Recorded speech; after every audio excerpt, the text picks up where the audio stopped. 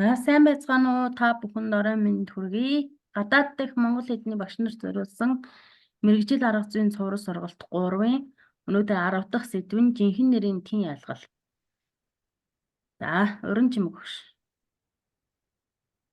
Жил орно. Сайн байцгаана уу?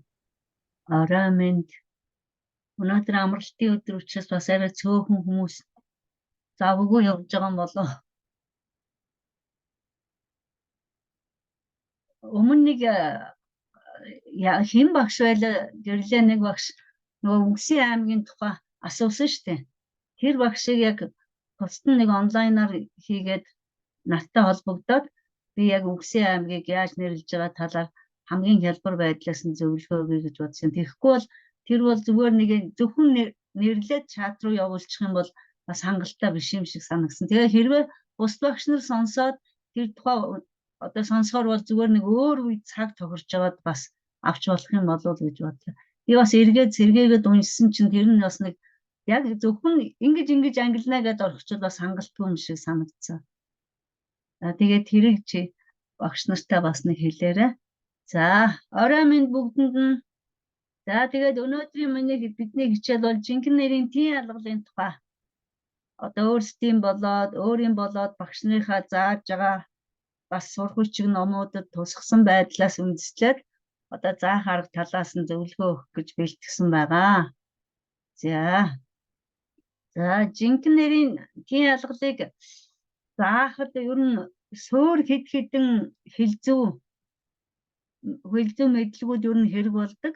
За, нэгдүгээрт нь одоо та нар тэн ялгал гэж ерөнхийдөө юу хэлж байгаа юм бэ гэдгээ мэдчих хэрэгтэй тийм ээ.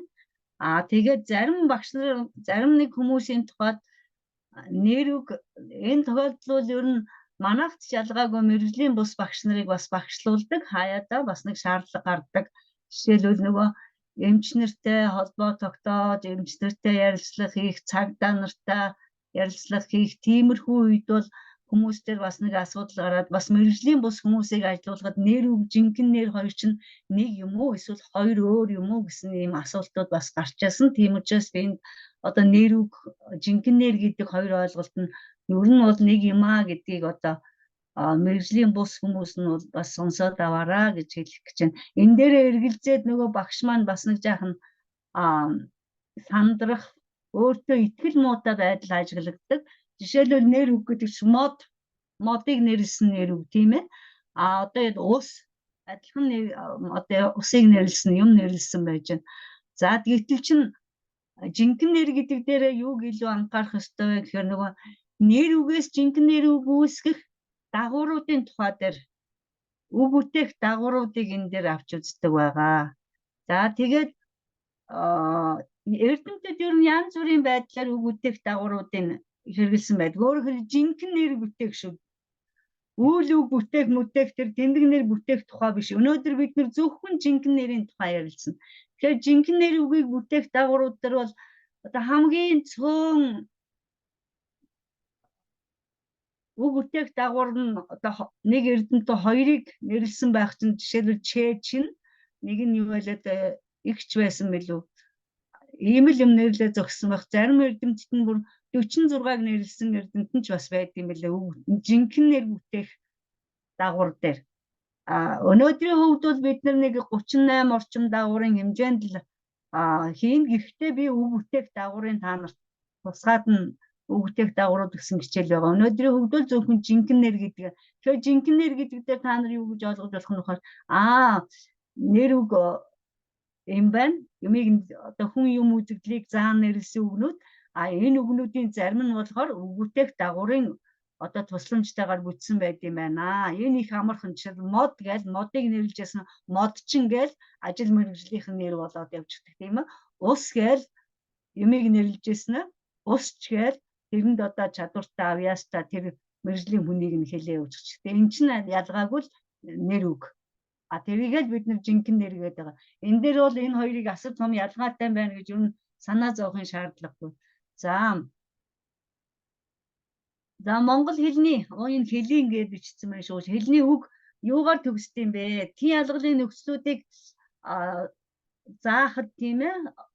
Үгнүүдийг хувилгахад анхаарах юм юу гэхээр үгийн төгсгөлүүд. Ямар юугаар төгссөн үгэн дээр юу ямар нөхцөлийн залгах юм, ямар гişгийн залгах юм тийм ээ. Ямар нөхцөлийг залгах уу гэдэг. За тэгээ монгол хэлний үгнүүд юугаар төгсч юм гээ гийгүүлэгчээр төгсдгөө бид нар бүгдээрээ мэдж байгаа. За эгшгээр төгсдгөө эгшиг дотроо богино эгшгээр, урт эгшгээр, хос эгшгээр. За тэр и гэдэг нь нөгөө тагнаачныгаа дээш нь тавьсан байна. За энэ дээр миний алдаа бас байна шүү. За мөн монгол хэлний үг бол зөөлний тэмдгээр төгсдөг тийм ээ. За тэгснэ тагнаачсан гийгүүлэгч, дан тагнаачсан, давхар тагнаачсан гэдэг гийгүүлэгч, тагнаачсан гийгүүлэгчээр төгсдөг. За энэний дараагаар бид нэр үг бүтээх дагавар гэдэг үзчихсэн тийм ээ. Үг бүтээх дагавар гэдэг дээр ерөнхийд нь бол бүтээвэр гэж үзээд бүтээврээ дотор нь үг бүтээх дагавар нөхцөл гэж ялгаж байгаа. За нөхцөл дагавар хоёрын ялгаа юу байх юм бэ гэдгээ бас нэг тодорхой мэдчих хэрэгтэй тийм ээ. За энэ би бол энэ та нарт жинхэнээр бүтээх дагавруудын тухай ерөнхий ном чиг баримтлагтай өнрөөгийн багшигаа энэ номыг илүү баримталж та нарт хэлж өгч байгаа. Яагаад гэвэл 6хан жинхэнээр бүтээх дагавар биш бас 46 биш тийм ээ 38 орчим дагавраар үтсэн жинхэнээрийн тал дээр энэ жишээ үйлрүүдийг авсан байгаа. За мөн энэ дээр бас зайлшгүй тийм ялгалын нөхцлүүдийг заахад холбогддог хэлзүүн дүрм бол эгших зохицгоос. Мөн зөв бичгийн дүрм. Хүссэн хүсээгүй бид нэр энэтэй холбож энэ болгоныг харгалзан үзэж тийм ялгалын нөхцлүүдийг тийм ялгалуудаа заадаг байгаа. За тэгээ жинхэнээр тийм ялгал гэж юу хэлээд байгаа юм бэ? За энэ өнөр баян багшийн тодорхойлсноор болохоор учир зүйн талаас бодит ертөнцийн юмс үзэгдэл. За хинж чанар үйл хөдлөлийн хоорондох харьцааг мөн хэлний талаас бол холбоог өгүүлбэрийн бүтцэд орсон жинхэнэ нэрийг бусад үгтэй холбох харьцааг заах хэлзүүн айг тийм ялгал гинэ гэд ингээд тодорхойлцсон байна.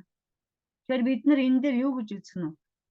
Учир зүйн талыг нь дээрэс нь өгүүлбэрийн бүтцэд орсон нэр үг бусад үгтэй хэрхэн харьцаж байгаа юм бэ гэдгийг л одоо зааж байгаа тэр хэлзүүн айгийн тийм ялгал гэж үзэх юм байна.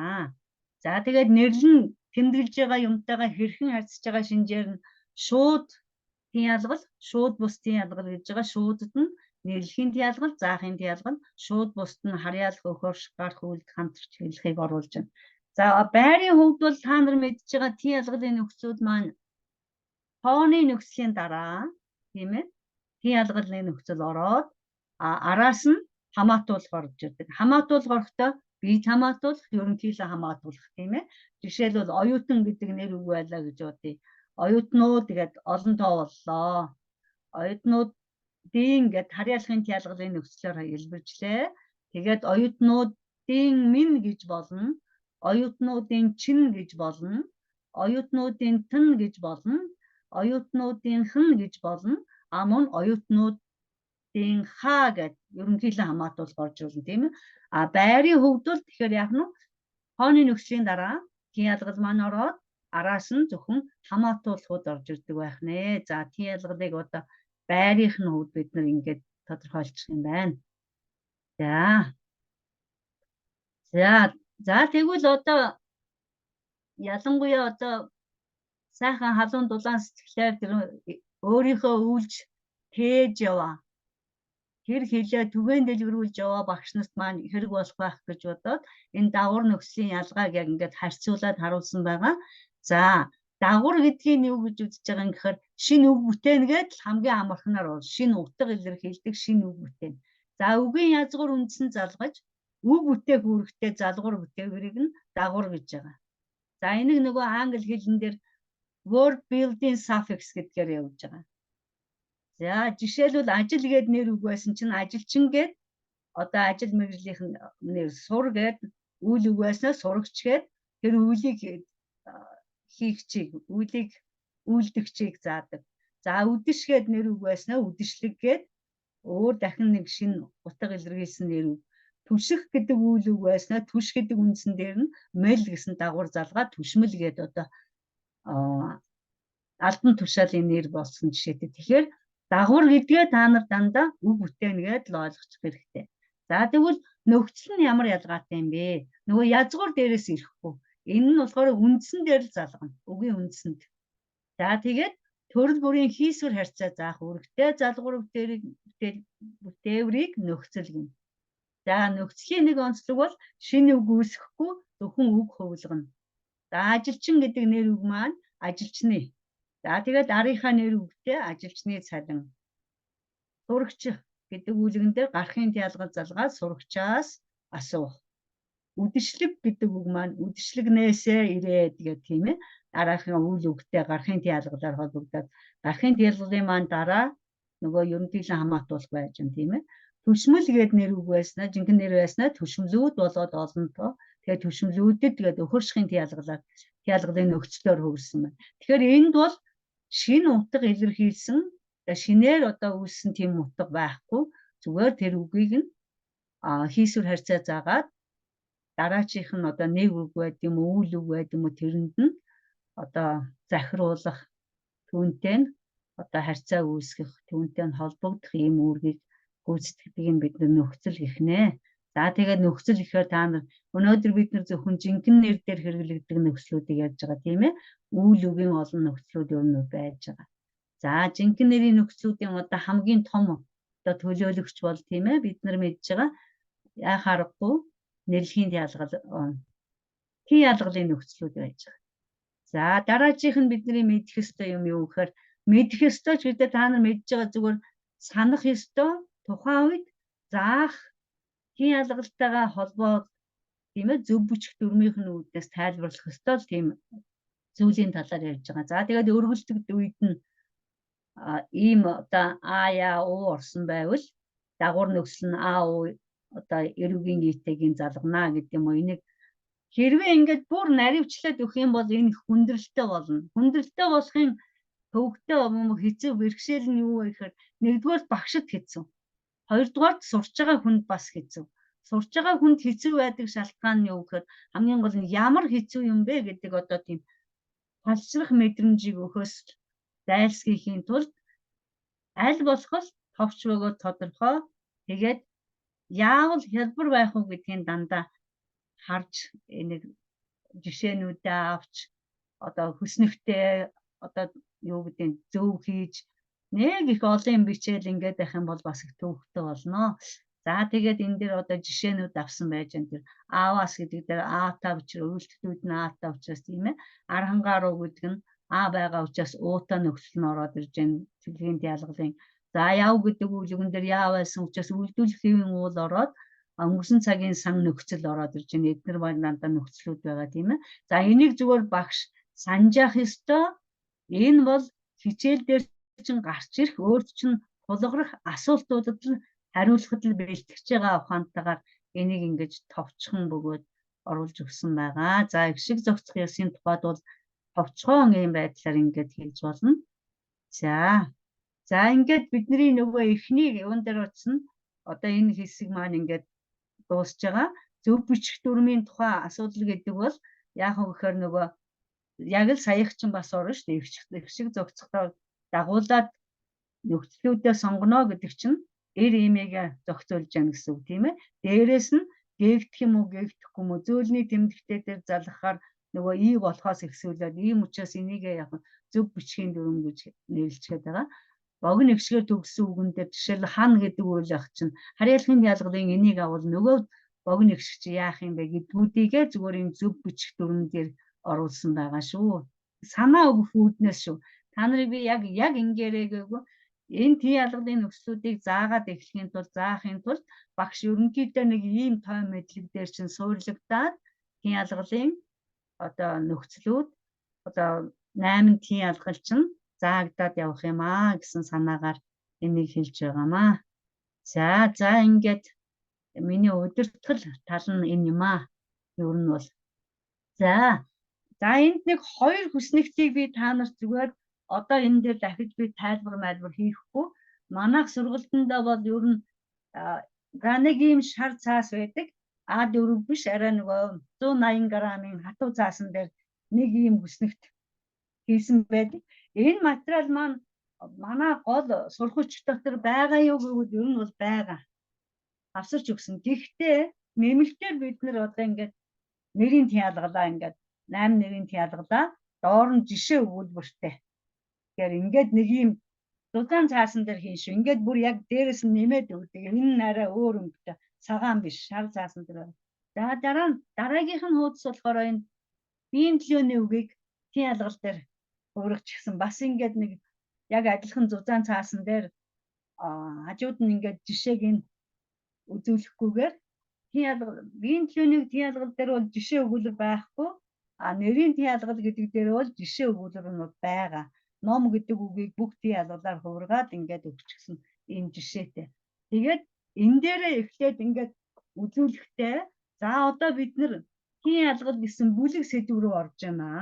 Бүлэг сэдв рүү орж байгаа. Энэ бүлэг сэдв маань бүхэл бүтэн ийм 8 тэн ялгалтай. За яг өнөөдрийг хүртэл бид нар энэ тэн ялгалаас хэрэглээгүй юу гэвэл бас үгүй байдаг. Жишээлбэл анх танилцахад сайн байна уу? Сайн. Таны нэр хэн бэ? Нэр хэн бэ гэл тийм ээ, нэр гэдэг нь нэр үгэн дээр. Тэгжээд чинь таны гэдэг чинь харьяалахны тэн ялгал дээр байж байгаа. Тэгээд би тэндээс ирсэн, миний нэр тэр гэдээ явж явах чинь бас гүйч биш эндээс материалууд өгнүүд орчихсон байдаг. Жишээлбэл та хаанаас ирсэн бэ гэдэг нь одоо нэрлэхийн тэн ялгал дээр тийм ээ. Хоёрдугаар биеийн ганц тоон дээр. За тэгээд би гэдэг нь нэгдүгээр биеийн ганц тоо, миний гэдэг нь нэгдүгээр биеийн харьяалахын тэн ялгал. Тэгэхээр огт үзээгүй биш эндээс бас үзсэн байна гэдгийг одоо ингээд харуулж байгаагийн шалтгаан нь би аль хэдийн сурцсан юм байна штэ. Бас захаас нь би чи явж гисэн юм байна штэ. Тэгээд нөгөө хүн чинь таны хэлж байгаа шинэ материалуудыг хүлээж авах, сонсох тийм ээ, тийм байдал бас нэг тайвшраад бэлтгэл сэтгэл зүйн хувьд бол бэлтгэгднэ л гэсэн үг. За тэгээд одоо энэ цаасыг орхиж болохгүй шүү. За эхнээс нь одоо ингээд 8 тэн ялгал үзээд дуустал энэ цаасан дээрээ тэмдэглэл хийгээд яваараа гэдгийг хэлж өгөөд энэ хоёр цаасыг бол зүгээр ингээд тусад нь заавал нэмж өгдөг. Номонд хэлийгээр байгаа ч гэсэн бид нэр өгөөд явдаг. Энэ нь бас гаргаад харж явах дамар манай оюутнууд бол яг энийг хичээл дээр тэн ялгал үзээд дуусах хүртэл ер нь ширээн дээр ингээд тавьчихсан байдаг. Бид нар ч бас тэгж тавихыг зөвлөдөг.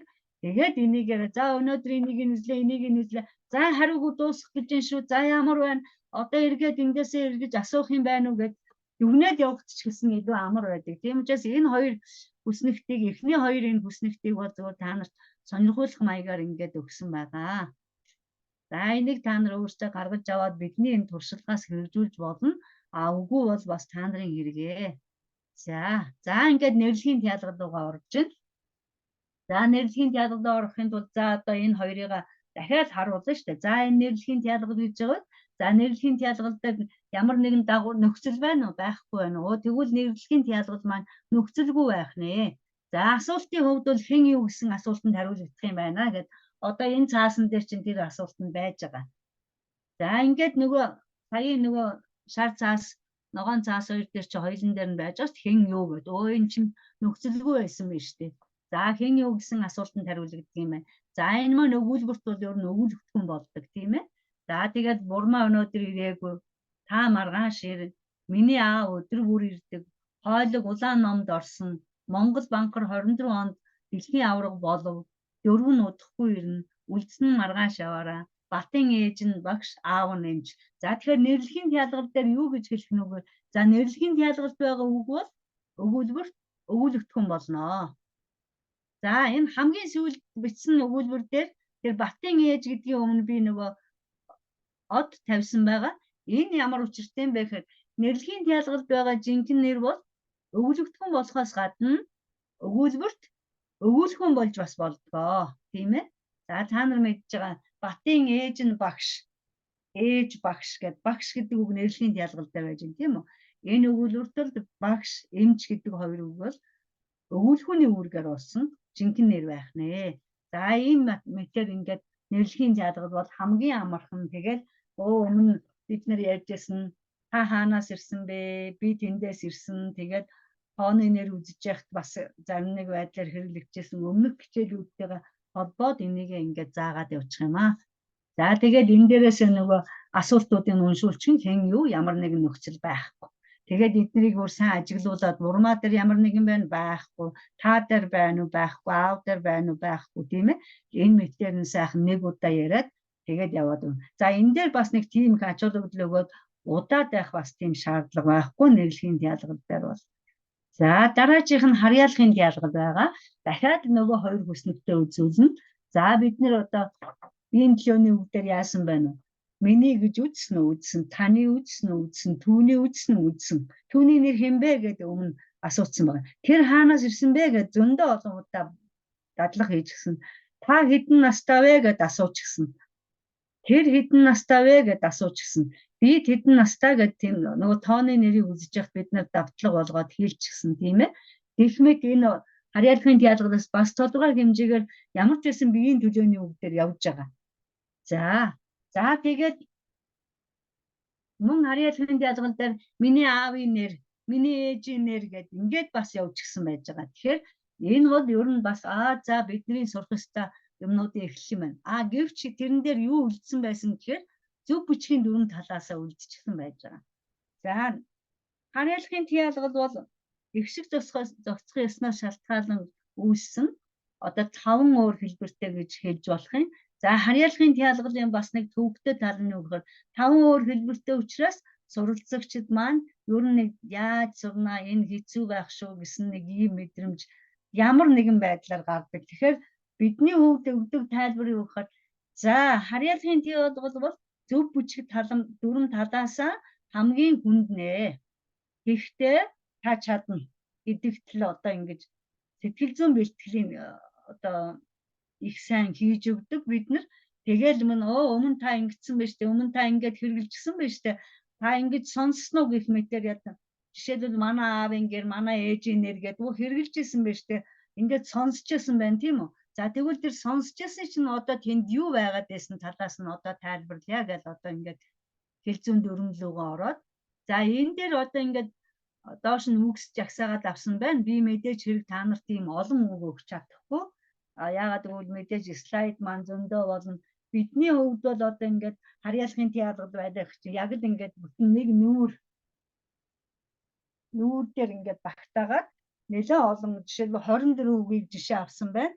Яагаад гэвэл доор нь одоо харьяалахын диалгалын үүрэг юу юм бэ гэдгийг бас бичиж өгөхийн тулд яг нэг нүүр болгож оруулсан байдаг. Тэгэхээр би одоо энэ дээр ямар үг авсан та нарт ямар зөвлөгөө өгөхөөр нөгөө монгол хэлний жинхэнэ нэр ямар төгсгөлтэй байдаг вэ гэдгээ бодох хэрэгтэй.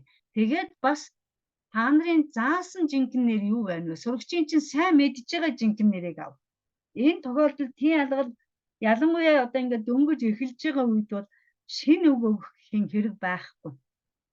Ерөөсөө өөрийнх нь мэддэг үгэн дээр тийм ялгалынхаа нөхцлүүдийг зөв бичих алийг нь сонгох юм бэ гэдгээ сайхан тайлбарлаад тэгээд явах хэрэгтэй.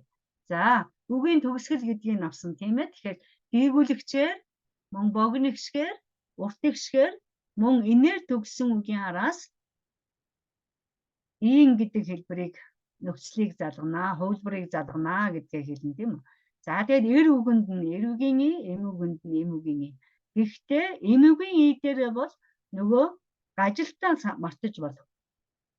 Гажилт дэчээш зөний тэмдэг игээр төгссөн үгийн араас эр гişиг байхаас нь үл хамааран эм үгийн и бичнэ гэдгээ хэлнэ тийм ээ. За хэрвээ танаа суралцагч хэрвээ монгол бичиг мэддэг бол харин ч бас илүү тайлбарлахад илүү боломжтой байдаг. Яагаад гэвэл ЖЧ-ээр монгол хэлний нэр үг жинхэнэ нэр юу н төгсдөггүй маа. Тэгээд тийм учраас бид нар энэний араас и үсэг бичсэн байдаг. Тэрнтэйгээ холбоотойгоор манай үндсэн хэлд их хэлт маань ийм учраас бид нар ингэж авдимаа гэж тайлбарлахаар бас ч биш. Тийм үү? Тийм байна. За танаа хэлдэж энэ чинь нэрээ ийм байна шүү гэд ингээд жишээлбэл өвөр монгол хүмүүс кирилл үсэг сурахад энэ бол тэр тайлбар нь бас бүр илүү үр дүнтэй байдаг. За хос ихшгээр төгссөн үгийн араас энэ бичнэ. Энэ хувилбарыг нь залганаа гэж хэлэх хэрэгтэй. Жишээлбэл толгоо гэдэг үгээр авсан байна тийм ээ. Толгоон эм. За энэ дээр залуучууд ялангуяа буруу хэрэглээ энэ зөв бичгийн дүрмийг зөрчиж байгаа тохиолдлууд юу вэ? Толгооны эм. Ямар ч тийм шаардлага. Малгайны үлгүүр. ерөөсөө л хос ихшгээр төгссөн бол энэ хөвлбөрийн л залгана. Тийм учраас энийг бол багш бол яг ингээд тэгээд ирэхээр чинь оюутнууд чинь бас тэр хүн тэгж ярьсан, энэ хүн ингэж ярьсан гэх тохиолдол байна. Тэгэхээр нь яг та мэрэгжлийн багшаас сурч байна. Та багшаас сурч байна. Яг зөв бичгийн дөрвөн мөд талаасаа бол энэ ийм байдгаа гэдгийг тайлбарлаад ингээд орох хэрэгтэй. За тогтвортой болон тогтворгүй инээр төгссөн үгийн араас и хуулиуруудыг явна. Эр үгэнд нь ийм, эр үгийн и 61 и, эм үгэнд нь тийм ээ урт игээ бичнэ гэдгээ хэлээд одоо тэгээд тухайн хичээл дээр ингээд зарим оюутнууд үг нэг мөчлөн бичих гээд байдаг. Бидний хувьд яаж нэг хөвчлэн гэвэл зүгээр ингээд одоо зөвлөд тэмдэглүүлдэг. Гэрийн даалгаварт нь харин бичих даалгаврыг өгдөг. За энэ одоо тэмдэглэсэн газрууд дээр энэ нөхцлүүдтэйгээ холбоод бичээд ирээрэй гэх. За ингээд бичээд ирсэн тохиолдол чи яах вэ гэхээр оюутан чинь маргааш нэрд юм уу, дараагийн 7 хоногт нэрд юм уу багш яг санаж агаад даалгавраа шалгах хэрэгтэй. Энэ шалтгаан нь юу вэ гэхээр нөгөө жишээлбэл энэ хан гэдэг үгэн дээр эр үгийн и авахтаа нөгөө аагийн чинь гээгээг үрж болно шүү дээ. Тийм ээ. За энийг ингээд одоо тэмдэглэчихсэн учраас тэр ин гэдгийг тэмдэглэсэн байгаа шүү дээ. Гэхдээ бид нэр тэр аагийн хаснаа гэдгийг хэлээгүй учраас ийм. За тэгээд яах нь дараагийнх нь өдөр зөв бичих талаасаа дахиад тайлбарлаад хэлээд өгч болох юм аа. За ийм маягаар тэгээд та нар бол дор хаяж одоо нэг төгсгөл дээр жишээлбэл гийгүүлэгчээр төгссөн үг эр үг хоёрыг эм үг хоёрыг тийм ээ богино ихшгээр төгссөн үг эр үг нэг эм үг байж болдгоо. За энийг бодороо тийм ээ. За урт ихшгээр төгссөн үг эр үг нэг эм үг нэг гэдэг юм уу эсвэл эр үг хоёр эм үг хоёр ч гэдэг юм уу. Них мэт одоо ингээд аль болох оюутныхаа толгойг ажилуулахаар бодуулахаар тийм байдлын үгнүүдийг бас сонгороо. Гэхдээ бас их хүндрүүлээд одоо тэгж айлгаад тэг зүрхшээлгэж ерөөсөө болохгүй шүү. За хос ихшгээр төгссөн үг гэхэд бас л адилхан эр үгч аваад эм үгч аваад тийм ээ. Тэгжээж л нөгөө бидний одоо ойлгуулах гэсэн танилцуулж байгаа тэр зорилго маань бүрэн гүйцэд 100% биелдэггүй маа гэхэд ямар ч байсан илүү үр дүнтэй байна. Гэтэл чин та нар зөвхөн эр үгээр эр урт ихшгээр төгссөн үг авчих юм бол яах юм дараа ширээ гэдэг үг гэдэг. За ширээ гэдэг бол тогтворгүй энтэй үг байж гэн тийм ээ. За дүү гэдэг үг за бас болохгүй байна. Хос ихшгтэй үг санаж байгаа шүү. Хорхоо гэдэг үг тийм ээ. За зөвхөн эр үгээр авчих юм бол эмтэй тааруул яах юм нөгөө хүн чинь энэ эм гэж багш хэлээгүй шүү. Тэгэхээр эм үг нь биш байхаа гэд ингээд ботчих магадгүй. Тийм учраас жишээ үгнүүдээ сонгохдоо дор хаяж 2 тийм ээ эсвэл эр эм 2 ч юм уу ингэж аваараа гэж зөвлөх байна. За дараачих нь. За үүргийнхэн талаас тайлбарлсан байна. За би үүргийн талуудыг оруулахдаа 2 хуудасуудыг дандаа ашигласан байгаа. Нэг нь болохоор илүү мэрэгжлийн үг хэллэгээр аваад нөгөөх нь болохоор зөвхөн хар практикаар юм уу хамгийн амархан гэсэн замаар нь тайлбарлсан байгаа. Ерэлсүрэн багш намайг бас аль болох юуг л хийх гээд байгаа. Тэрүүнээ камера хаагаараа. Тэрүүнээ багш камера хаагаараа. За тийм. За энэ дээр хардаа үүрэг холбоо үг өгүүлбэрт орсон жинхэнэ нэр мөн жинхэнэ нэргийн үүрэг гүйцэтгэж байгаа тэмдэг нэр, тооны нэр, тодотхон холбох нөхцөлтэй үйл үгийг арийнхын жинхэнэ нэр, орон цагийн нэр, захируулан холбох үгтэй холбох харьцаа заадаг шууд биш тийм ялгалыг харьяалахынд ялгана. Өмнө нөгөө шууд биш гэдэг дээр нэрлэх харьяалах хоёрыг л тавьсан байсан тийм ээ.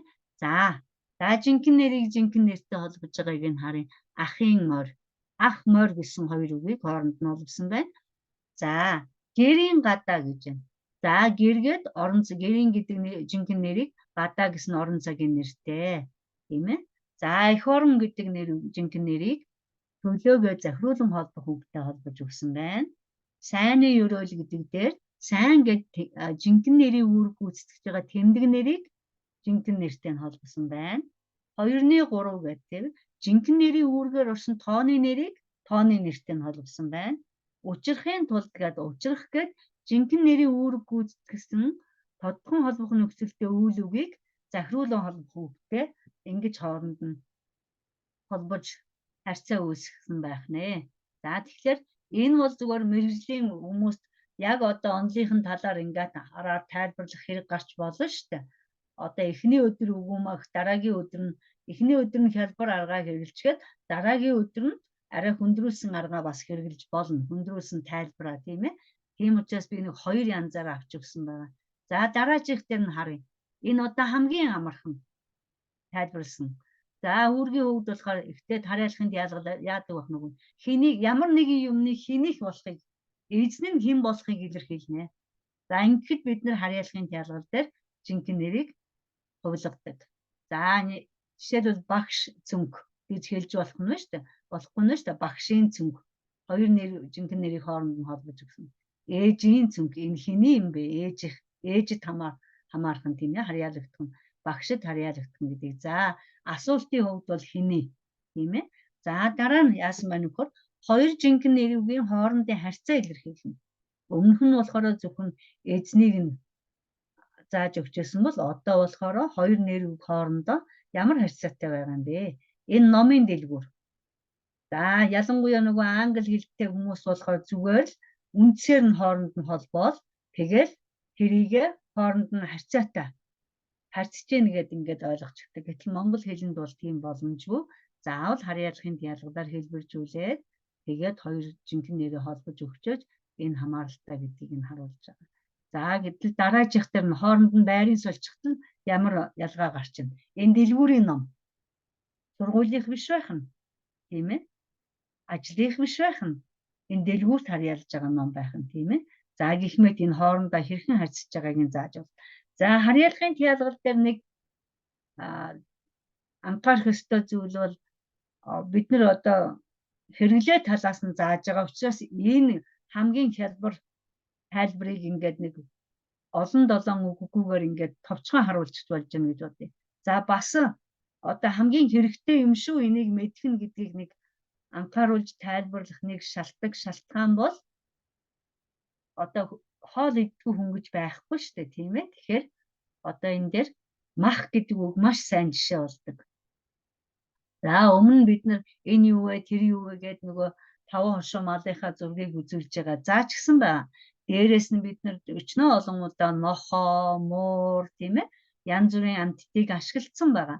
За тэгвэл одоо яах юм бэ? Мах гэдэг үгийг нөгөө амьтнуудыгаа эхлээд энэ юу вэ тэр юу вэ гэд ингээд нөгөө нэрлүүлж гэн тийм ээ. Нэрлүүлжсэн нь дараа нь одоо бүгдээрээ энэ үгүүдийг нэрлэж явах явцад нь багш самбар дээр бичиж болно шүү дээ.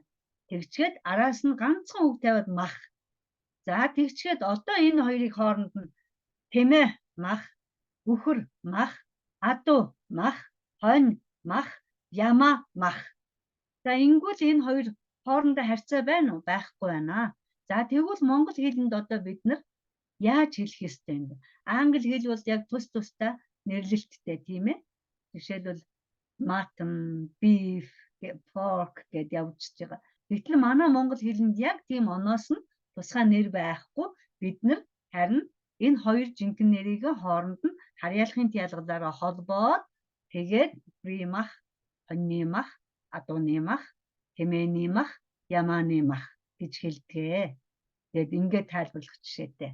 Ингэхэд бол оюутан бол маш одоо тийм тааламжтайгаар баяртайгаар хүлээж авдаг байгаа. Ялангуяа насанд хүрэгчид дэлгүүрт ороод мах авах хэрэгцээ хүн бүхэнд гардаг тийм ээ.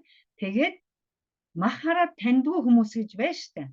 За жишээлбэл бод малын мах, бог малын махыг хооронд нь ялгах аргагүй штэ. Жишээлбэл хонь ямаа хоёрыг. За ямар ч гэсэн бог гэдгийг бод хоёрыг ялгах боломжтой ч гэсэн бог дотроо бод дотроо ялгахад төвөгтэй. Тийм учраас бид нар энэ асуултыг бол одоо эхний хичээл дээр харьяалахын диалгалаар танилцуулаад заачглаа. Нэр үгүүдийг хооронд нь холбуулчлаа. Дараачих нь хичээл дээр одоо энийг заагаад өгчих юм бол нөгөө оюутан чинь маш их тайвшраад маш их сайхнаар хүлээж авна. За тэгээд махан дээр нэг сайхан жишээ болдог байх нэ. За оюутнуудад энэ махны тухай тайлбарлахдаа та дэлгүүрт ороод ямар мах гэж асууж байгаа юу гэж асуугаарай. Тэгэхэд бол ихэвчлэн энэ ямар мах вэ гэдээ асуусан байдаг. Тэгсэн чинь нөгөө худалдагч нь юу гэж хариулсан бэ? Шинэ мах. Өчигдөр ирсэн мах. Уржигдрийн мах гэдэг одоо хуучин гэдгийг тэр хүмүүс тайлбарлахын тулд тийм ээ хизээ ирснийг нь хэлээд эхэлдэг. Гэтэл нөгөө хүн маань нөгөө ямар амьтных вэ гэдгийг мэдэх гээд байдаг. Тийм учраас одоо та энэ асуултыг л очиод асуу. Тэгэд бол тэр хүмүүс хэлээд өгнө танд. За бас Монголд амьдардаг гадны хүмүүст бол нэг сайхан шалтгаан байдаг. Манайх бол одоо 5 хошуу малынхаа сүг ашигладаг. Үндэстэй ард түмэн. Тийм учраас та манай дээр сүг энэ ямар сүг вэ гэвэл бид нар шинэ сүг л гэж хэлнэ. За өчигдрийн сүг гэж хэлнэ. Жаахан хуучин гэдгээ тайлбарлахдаа. Харин юуны сүг вэ гэх юм бол ямааны сүг, үнэний сүг, гүүний сүг, ингэний сүг гэд ингээд ялгаад хэлнэ шүү. Хоньны сүг гэд 5 хошуу малаараа гэд ингээд хэлээд өгөхөөр нөгөө оюутнууд чинь нэрээ би чинь нүүдэлчин үндэстэн дотор ирчихсэн байгаа. Нүүдлийн соёл дотор орчихсон байгаа. Тэгэхээр би нэрээ эдний соёл тааруулаад юуны ааруул вэ? Юуны сүв вэ гэж асуух нь хамгийн зөв юм байна. Би чинь ингэж зөв байдлаар хэрэглээд хүмүүстэй харилцаанд орох юм байна гэдгээ мэдхээрээ илүү төвөгшөх байдал нь харьяалахын тялгалаас багасж өгдөг. Тэгээ одоо баяртайгаар энэ тялгалыг одоо хэрэглэж эхэлдэг шүү.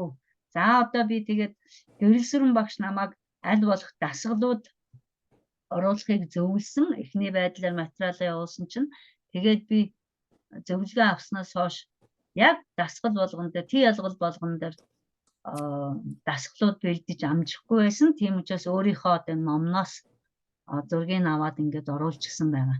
За тэгээд энэ дэр одоо жишээлбэл хардаа бидний өмнө бол энэ юу вэ тэр юу вэ гэж зөндөө ярьчихсан. Энэ ямар ном бэ гэдэг өмнө бас ярьчихсан тий ялгал зааж явах. Тэмдэг нэр зааж явах үедээ ямар ном бэ гэж гисэн байгаа.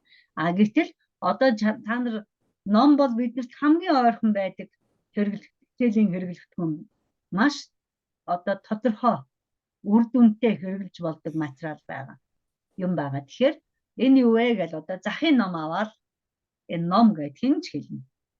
Энэ ямар ном бэ гэхээр шин байна, хуучин байна гэж сайхан ярина. Тэгээд одоо өөрөө өмнө заачсан хоёр юмн дээр төвшөлт гэдэг шүү дээ, тийм ээ. Энэ харууллаа сайхан шин ном байна, тийм ээ. Харлаа. Дахиад та зориуд нөгөө хуучин ном аваад үзүүлж болно шүү дээ. Насаасан хуучин, тийм ээ. Ингээд харахаар чинь улам зааварцсан энэ хуучин ном их сайхан. Сайн байна, та нар маш сайн хэрэгжилж байна гэдгийг тайлбарлаад дараачих нь асуулт. За одоо бид нэр үдсэн хичээлтэйгээ холбоё. Уншаараа зөвхөн нэрийг уншуулна шүү дээ. Тэгээд Монгол хэл ном гэж болох хэлгээд байж магадгүй. Тэгвэл юуны ном бэ? За юу гэдэг дээр монгол хэл? Юуны гэхээр монгол хэлний. За дараа нь дээрээс номон дээгүүрүүд нь одоо нөгөө стикер наагаад нэрнүүдийн бэлтгээ тавьчихсан байж болно. Тэгээ одоо хэн гэдэг асуултыг эргэж хэний ном бэ? Уншаараа нэрийг харлаа. За уран чимгийн ном байна. За энэ дээр мөн адилхан ингээд ялгаад ирэхээр чинь эзний заачглаа. Энэ дээр нөгөө юуны гэдэг дээр нь usage гэдэг талаас нь тийм ээ. Юунд хэрэглэгддэг вэ? Математикийн ном, орос хэлний ном, англи хэлний ном, геометрийн ном, биологийн ном. Тэр чинь төрөл зүйлээр ялгаатай байна шүү дээ. Тэгэхээр номын тухай асуулт бол маш зөв асуулт байдаг. Тэгэхээр яг ч нөхөр энэ дээр юу ярих гэж юм гэхээр нээлттэй болоод хаалттай асуулт гэдэг өмнө ярьсан тийм ээ. Нээлттэй болоод хаалттай асуултаа энэ хий ялгалын нөхцлүүдийг зааж байгаа тохиолдолд аль болох мэддэг зүйл дээр нь эхлээд үндэслэж суурилж заагаараа гэж хэлэхээр байна. Хэлж байгаа. Дээрээс нь харьяалахын ялгал дээр илүү ач холбогдол өгөөрөө. Харьяалахын ялгал маань ер нь 5-5 хувилбартай. Тэгээд тэр хувилбарууд нь нэлээд олон юмыг сэргээн санах шаардлагатай байдаг учраас та нар шинэ үг битгий аваарай. Жишээлбэл ном гэдэг бол ерөөсөө шинэ үг биш, тийм ээ. Тийм учраас бид ном гэдэг.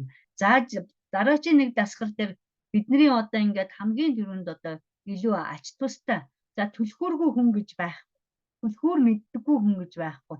Харин түлхүүр гэдэг үгийг мэдэхгүй хүн байж маа. Зөвхөн үгийнх нь энэ жинхэнэ нэрийг мэдэхгүй байж болно. За зураг хараад түлхүүр гэж хэн ч гэсэн хэлнэ. Мэддгүй нь ки гэж хэлнэ, тийм ээ. Энэ юу вэ? Энэ ки. Тийм. Х гэдгийг чинь монгол хэлэн дээр ингэдэг. За солонгос хэлэн дээр юу байдгийг, герман юу байдгийг тийм ээ. Та нарын дээр ашиглагдаж байгаа, давмгаалж байгаа хэлүүд дээр нь юу байсан ч та нар өөрсдөө мэдж байгаа учраас тэгэж. За одоо тэгвэл юуны түлхүүр вэ? За гэр, сургууль, машин, контор, цүнх, шүүгээ, өрөө, ажил, банк. За энэ жинхэнэ нэрүүдээр нөгөө түлхүүр гэдэг үгтэйгээ холбохын тулд өмнө нөгөө сурсан тиалгалын харьяалахын тиалгалын нөхцлүүдийн чинь аль хувилбар нь ирэхээр зөв болох юм бэ? За одоо ярилцаад зөвхөн нөхцлүүдийн бичвэл зарим оюутан бүр ингээл гэрийн ингээл дахиад биччих гэдэг. Зөвхөн нөхцөлийн бичүүлэн шүү энэ дасгал дээр бол та нар энийг харж байгаа сайхан өөрийнхөө хэрэглээнд тааруулаад ямар ч юм хийж болно шүү дээ. Ямар ч дасгал боловсруулаад хэрэгжилж болно. За дараачих дээр нь яаж юм гэхээр хэний түлхүүр.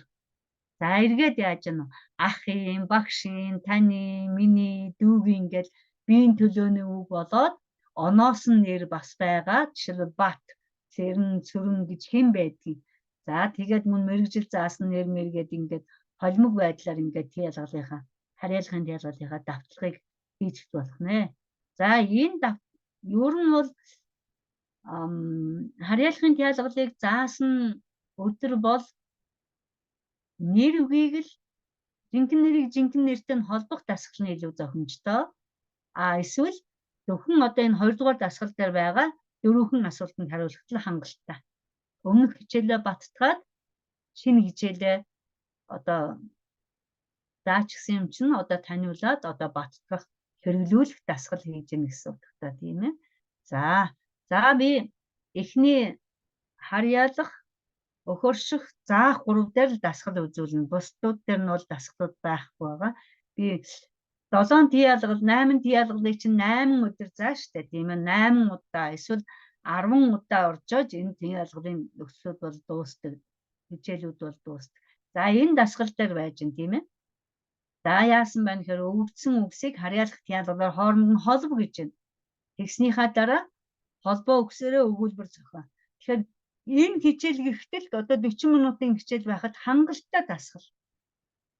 Эхлээд хоёр нэр дүгнүүдээ жинхэнэ нэрээ хооронд нь тиалгалаараа холбуулчлаа. Дараа нь өгүүлбэр болгоно. Өгүүлбэр зохиохдоо багшийн цүнх гэж байгаа. Тэгэхээр цүнх гэдэг үг нь тухайн өгүүлбэрийн өгүүлэгдэхүүн байх гэдэг нь тийм үү? Багшийн, ханын, гарын гэдгүүд нь дандаа тодтгол болоод явна гэсэн. Тэгэхээр цүнхэнд гэж багшийн цүнхэнд юу байна гэдэг өгүүлбэр ерөөсөө хийлгэж хэрэг шаардлагагүй. За хийлгэж болно. Таны суралцагч өмнө нь мэддэг байвал тийм үнзгэрч болно. Одоо хөршийн тиалгал мэдчихвэл.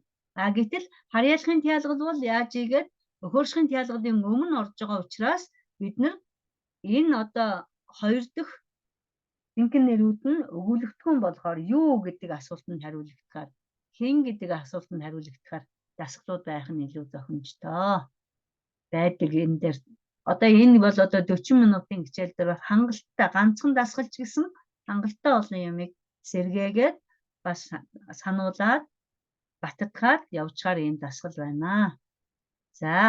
За дараачихын дасгал зөвхөн биеийн төлөөний үгийн нэрлэхийн тиалгал, харьяалахын тиалгал хоёр дээр олонтоо ганц тоогоор нөгсөн байна.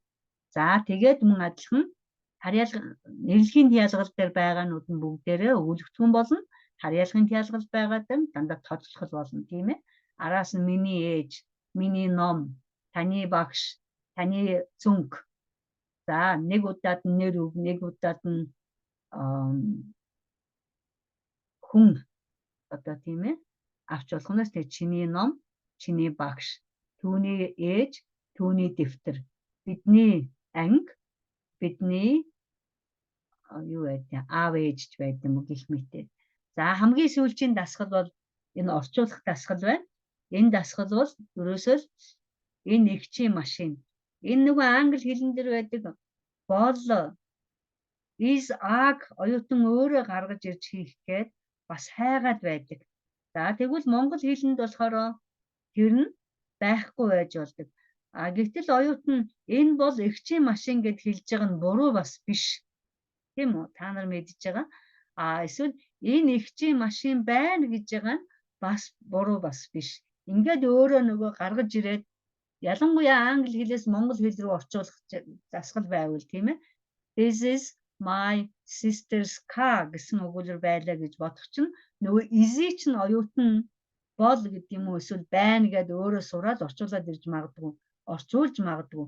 Энийг нь бол зайлшгүй буруу юм аа гэж заавал шүүмжлэх шалтгаан байхгүй. За нэг иймэрхүү байна. За энэ дээр одоо яаж юм гэхээр нөгөө асуух төлөөний үгнүүдээ заасан харьяалахын тялгалтаа хамтдахад баттахад явж байгаа дасгал байж. За таны тооны машин уу гэж хаалттай асуулт байх чинь. Энийг хаалттай хаалтгүй хоёрыг яаж мэдэх юм бэ гэхээр хамгийн гол юм нь тэр өгүүлбэр дотор 3 үгэн дотор чинь асуух төлөөний үг байна уугүй юу? За ингэж шалгахаас гадна хариултыг эхлээд уншуулж байна. Үгүй. Гэдэг хэлж байгаа юм чинь за үгүй гэж байгаа чи юу вэ? Хаалттай асуулт. Тэгэхээр нөгөө оюутнуудаа эргүүлээд нөгөө юу харуулад за энэ дөрвийн аль нь байх вүлээ гэдгээ тогтоогоод ингээд эргүүлээд нөгөө харьяалахын тялгалаа дахиад давтаад явчихж байгаа. Энэ дээр миний гэдэг харьяалахын тялгалтай үг байна. Тооны гэдэг харьяалахын тялгалтай үг байна. Таны, утасны гэдэг хоёрын харьяалахын тялгал бие биеийнхээ араас урсан байна тийм ээ. За тэгээ миний утасны гэдэг дахиад хоёр давхар харьяалахын тялгал явж байна. Тэр таны түлхүүр гэдэг тийм ээ. Тэр гэдэг нь нэрлэхийн тялгал дээр, таны гэдэг нь харьяалахын тялгал дээр байж байна. Ингээд яг өмнөх үдсэн юмнуудаа багцлаад яваад байхтал хамтдаад дасгалаа шинээр дандаа хийж таарна. Хэрвээ номон дээрээс дасгалууд авч байгаа бол заавал шалгах хэрэгтэй. Одоо энд яг одоо харьяалахын тялгалын баттгал хичээл, харьяалахын тялгалын дасгалууд ажиллаж байгаа тохиолдолд бол заахын тялгал, үйлдэхийн тялгал, хамтдахын тялгалтай ийм өгүүлбэрүүд оруулах шаардлагагүй. Эн чинь яаж юм гэхээр нөгөө оюутныгаа илүү буснуулж тийм ээ. Одоо юу гэдэг юм замбрааг үтүүлж эсвэл нөгөө өмнөхөө сайн эзэмшээгүй байхад нь арийнхын заагаагүй юмнуудаа оруулж ирж өрөөсө болох.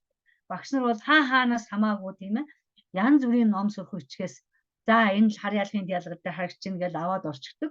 Өөрөө тэрэндээ орооцолдоод мөн энэ юу илтгэж байгаа юм гэхээр багш хичээлдээ бэлтгээгүй байгааг л илтгэх юм.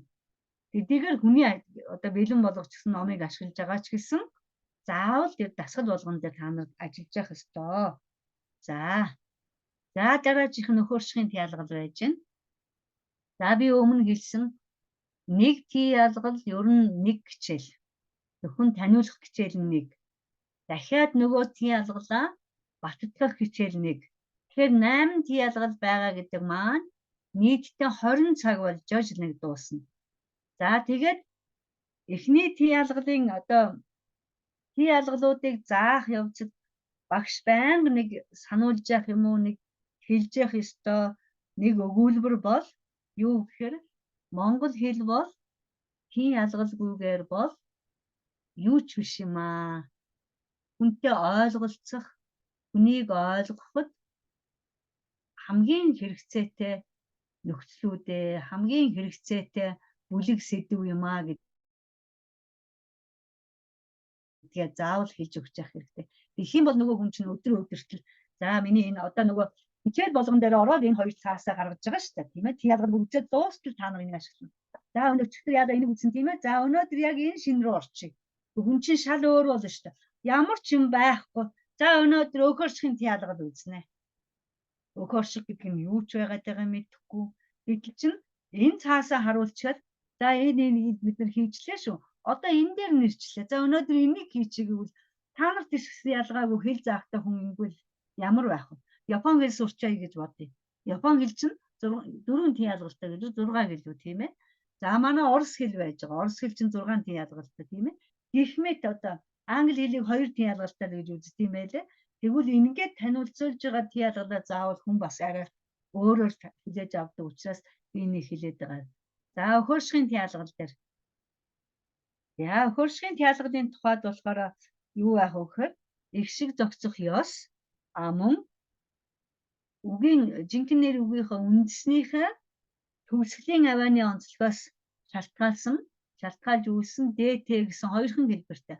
Одоо энийг ингээд оюутандаа эдгээр шин тялгал заах гэж байгаа ч гэсэн одоо энэ амархан.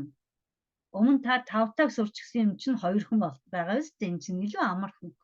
Хардаа ДТ 2. Тэгэхээр хар энэ хоёр нөхцөл маань ихшиггүй байгаа биз дээ. Тийм ээ. Ихшиггүй байна. А байхгүй, О байхгүй, Ö байхгүй, Э байхгүй. Тэгэхээр яах нь вэ? Бид нар энэ үгэн дотор ямар ихшиг орсон байна гэдгийг харах хэрэггүй болчихлоо шүү дээ. Энэ чинь амархан байгаа биз дээ гэдэг. Ингээд бас амархан талаас нь тайлбарлах хэрэгтэй. Тэгэх юм бол хүн чинь бас арай өөрөөр хүлээж авна. За тэгээд ардаа балархаа ихшиггүй. За хамгийн эхлээд дээгээ тайлбарлаж болно. Та нар энэний байрыг сольчих болно. Яагаад гэвэл хийгүүлэгчээр төгссөн, ихшгээр төгссөн, мөн инээр төгссөн үгэн дээр дээг залгад юм аа. Бусад тохиолдолд нь ер нь тэрнэ. Ялангуяа ардаа балархаа ихшиггүй орсон ВГ-ийн араас К орж ирдэг. Гэтэл ингээд тэгээд та нар нөгөө жишээ авч байгаа үгнүүдээ бас яг одоо энэ дээд төгсгөлүүдтэй тааруулаад эр үг хоёрыг, эм үг хоёрыг тийм ээ. Тэгээд В-гээр төгссөн эр үг нэг, В-гээр төгссөн эм үг нэг, Г-гээр төгссөн эр үг нэг, эм үг нэг гэх мэт эмэг, зураг гэдэг хоёр үг байх болох гэдэг шүү дээ, тийм ээ. За тэгээд харин нөгөө энэ миний төгсгөлөө сайн анхаараараа иймэрхүү маягаар жаахан амархан хэлбэрээр тайлбарлаад мөн ялгаагүй өнөөдөр зөвхөн та нар зөв гэж тэмдэглээрээ гэртээ төв бичгийн дүрмээрээ бодож байгаа бичээд ир гэсэн даалгавар өгч болно шүү дээ. За энийг яах хэрэг багш өөрөө мэднэ. Яг тэр хичээл дээр нь ахад, ээжэд, модонд гэдэг ингээд бичүүлмээр байна уу? Эсвэл зөвхөн тэмдэглүүлж цагаа хэмнэмээр байна уу гэдгээ багш өөрөө шийдээрээ. За хөршгийн тялгалын тухайд юм байна. За үүргийн тухайд бол ялгаагүй холбоо өгүүлбэр төрсэн жинхэнэ нэрийн үүргээр орсон тэмдэгнэр тооны нэр. Та нар санаж байна уу? Үгсийг аймаглахад нэр гэдэг үгийг ашигласан 3 юм байгаа шүү дээ. Тийм ээ, нэр үг, тэмдэгнэр үг, тооны нэр гэх тийм ээ. Тэр нэр гэдэг үгнүүдээ орсон. За тэгээд мөн тодтгон холбох нөхцөл үйл үгийг үйл үг тэмдэг нэртэй холбох шууд бусдын ялгалыг хөршгөнд ялгал гэнэ. Тэгэхээр та нарын суралцагч нарт энэ тодорхойлолт бол ямар ч хэрэггүй. Тийм ээ. Та нар яг монгол хэлний багш нарт зааж явал одоо болж байна. Тэрнээс биш суралцагчдад бол энэ тодорхойлолтыг хэлэх ямар ч шаардлага байхгүй. Зүгээр энэнийхээ оронд яаж яах вэ гэхээр дараачихаа нөгөө хуудсан дээр байгаа хялбар байдлыг л ашиглахад болно. За энэ мэргэжлийн хүмүүс яг зүгээр энийг цааш нь дэлгэрүүлээд уншина биз. Тэгээ одоо энэ дээр жишээлбэл ахад ном өгсөн гэж болно тийм ээ. Энэ дээр яагаад ном өгсөн, дэвтэр өгсөн, сандал өгсөн, хоол өгсөн гэж дундуур нь тусгтхан оруулж ирж өгөөгүй вэ гэвэл заахын тялгал хараахан ороогүй байгаа учраас байхгүй байна. Зүгээр л би ахад өгсөн, та ахад өгсөн, тэр ахад өгсөн гэж авах гэдэг шүү дээ. За яагаад тэр нөгөө ном гэдэг үг байхгүй юм гэхээр тэр нөгөө заахын тялгалын тех өгүүлбэр байж байгаа шүү дээ. Ахад энэ номыг өгсөн гэж хэлэх гэхээр бүр заахын тялгалын ил хэлбэр нь гараад ирж байгаа нөгөө өгслийнх нь ил хэлбэр. Тийм учраас зүгээр товчхон ингээд жинхэнэ нэрийг үйл өгтэй холбосон байгаа хэрэг. За ухаантайд нь урам нэмж урагшгүйд нь зэм хүртээдэг гэдэг дээр ухаантай. За ухаантай. За урагшгүйд гэдэг ингээд хөршгийн тялгалууд ороод ирж байна тийм ээ. Жинхэнэ нэрийн үүргээр орсон тэмдэг нэр. Ухаантай хүн, урагшгүй хүн гэсэн тэмдэг нэр байж байна. За тэдний тавд нь алим нэгдэн чихэр өгсөн. Жинхэнэ нэрийн үүргээр орсон тооны нэрийг үйл өгтэй. Тийм ээ. 5 гэдэг юм нь юу юм бэ гэхээр нөгөө алимаа төлөөлжсэн байсан шүү дээ, тийм ээ. Хүнээ төлөөлж биш 5 хүүхэд байж болно, 5 багш байж болно, 1 багш байж болно. Тэр нөгөө тухайн юу гэдэг вүлээ? Контекстээс хамаарат тийм ээ, тухайн нөхцөл байдлаас хамаарат 5 гэдэг нь сууд хинч байж болох юм байна шүү дээ. За уулзсанд нь баярлаж, ууралсанд нь гомдож байна. Тэгэн тийм ээ. Энэ уулзах гэдэг чинь үйл үг. Тэгэхдээ яасан байна уу? Тодорхой холбох нөхцөлтэй үйл үгэн дээр хөршгийн тялгал орчихсон байж шүү дээ. Тэгээд арийнх нь үйл үгэн дээр баярлах, гомдох гэдэг хоёр үйлдэлтэй хэрхэн холбогдож байгаа юм. За тэгээд энэ үүлэн дуран үгэн цэцэн гэдэг нь мөн л адилхан жинхэнэ нэрийн үүргээр орсон үйл үгийг тэмдэг нэртэй. Уран цэцэн гэсэн хоёр тэмдэг нэртэй холбож өгсөн байна. За өмнө хэлсэн хөршгийн тялгал бол эрхшиг зогсоноос болоод тийм ээ. Тухайн үйл үгийнхээ нэр үгийнхээ төгсгөлийн авианы онцлогоос хамааран зөвхөн ДТ гэсэн үйлбэртээс гадна та нар санаж байгаа А, Э, О, Ö үйлбэр бас байгаа тийм ээ. Энэ нь нөгөө бичгийн хэлэнд тийм ээ.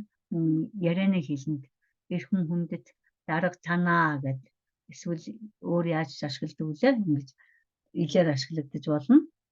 Мөн тэг хөвлөр бас байж байгаа. За ийм байх нь. За ингээд одоо өөрг нь юу байх нь. За одоо нөгөө хялбарчилсан тайлбар маань энэ байж байна.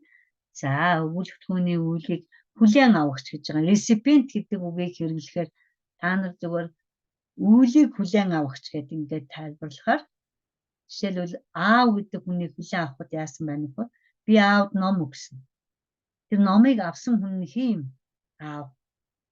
Би аавд үг хэлсэн. Тэр сонссон хүн хин юм? Аав. Тэр чихэндээ өртүүлсэн хүн маань хүлээгээд авсан хүн маань аав нөх нь шүү. Тэгэхээр үйлийг хүлээн авахчийг англи хэлний тэр receive гэдэг үгнээс recipient гэдэг нэр үг үлсэн байдаг тийм ээ. За тэрнийг хэрэглэж болдог. За мөн өгүүлбэртгүүний байршлыг илтгэж хаана гэсэн асуултанд хариулагдана гэдэг ингээд хэлчихээр нөгөө хүн чинь байршил гэхээр чинь location гэхээр за хэрвээ хүн ярьж байгаа бол хаана байгаа. Жишээл та хаана байна? Би сургуульд байна. Таны ээж хаана байна? Гэрт байна. Тийм ээ. Тэр хаана гэсэн асуултанд хариулагддаг үгнүүдээр бид нар өхөршгийн тялгал хэрэгэлдэг байх нэ. За одоо энэ хүн маань яасан? Нэрлэгийн тялгал сурчсан, харьяалах сурчсан, одоо өхөрших сурч байгаа. Би гэдэг нь нэрлэхтэр байна. Номын гэдэг нь харьяалахтар байна. Дэлгүүрт гэдэг нь өхөрших байна. За байна гэдэг нь үйл үг байна. За тэгээ одоо яг эндээс эхлээл оюутнуудаараа энд хэдэн нэр үг орсон байна вэ? Тэр нэр үгүүд маань адилхан тэн ялгалт байна уу? Өөр тэн ялгалт байна уу? Эсвэл байхгүй байна уу? Гэдгийг тоолуулж болно. Тийм ээ. За тэгээд би гэдгийг нэрлэхийн тэн ялгал байна. Одоо нөгөө цаасаа гаргаж байгаа харуулна шүү дээ. За би маань энд хэн гэдэг нэгдүгээр нэрлэхийн тэн ялгал байжээ. Ном гэдэг нь харьяалахын тэн ялгалтай явж байна. Ном гэдэг. За хоёр дахь тэн ялгал байна. Дэлгүүрт гэдэг нь гурав дахь нь байна. За байна гэдэг маань үйл үг ба. За тэгвэл энэ өгүүлбэрт дөрвөн үг байхад 3 тэн ялгал явна гэдэг чинь монгол хэл маань монгол хэлний нэрийн тэн ялгал бол ийм чухал байх нэ. Ингээд хэлсэн байхад нөгөө дараагийнхэн тэн ялгалыг заах чинь илүү амархан болно. За гуравт нь үзэгдлийн үйл явдлын болох огноо цагийг илтгэхэд бид нар өхөршгийн тэн ялгал хэрэгэлдэг юм аа. Маргааш хэдэн цагт хичээлтэй вэ? Маргааш хэдэн цагт ирэх вэ? Тийм ээ. Хичээл хэзээ эхлэх вэ? Та хэзээ ирэх вэ? Аав ээж чинь хэзээ ирэх вэ гэдэг ингээд он сар өдөр дээр өхөршгийн ялгал байдсан ба гэх мэтээр. За дараачих нэг юм.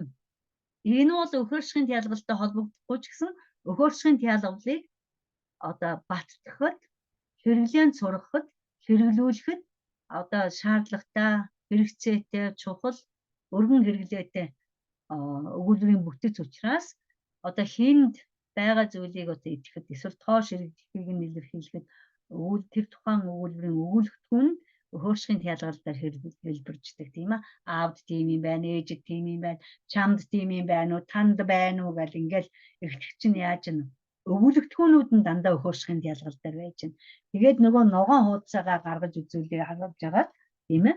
Одоо би гэдэг нь надад, та гэдэг нь танд, тэр гэдэг нь түүнд, тэгээд нөгөө бид гэдэг нь бидэнд гэдэг ингээд энэ дээр нэг сайхан дасгалууд болгочих нь өгүүлбэртгүүн дээр нь өмнө бол бид нэр тусгатгуун дээр нь ярьж ирсэн бол одоо эн чинь нөхөр чинь өгүүлбэртгүүн дээр бас болох юм байна штэ гэд.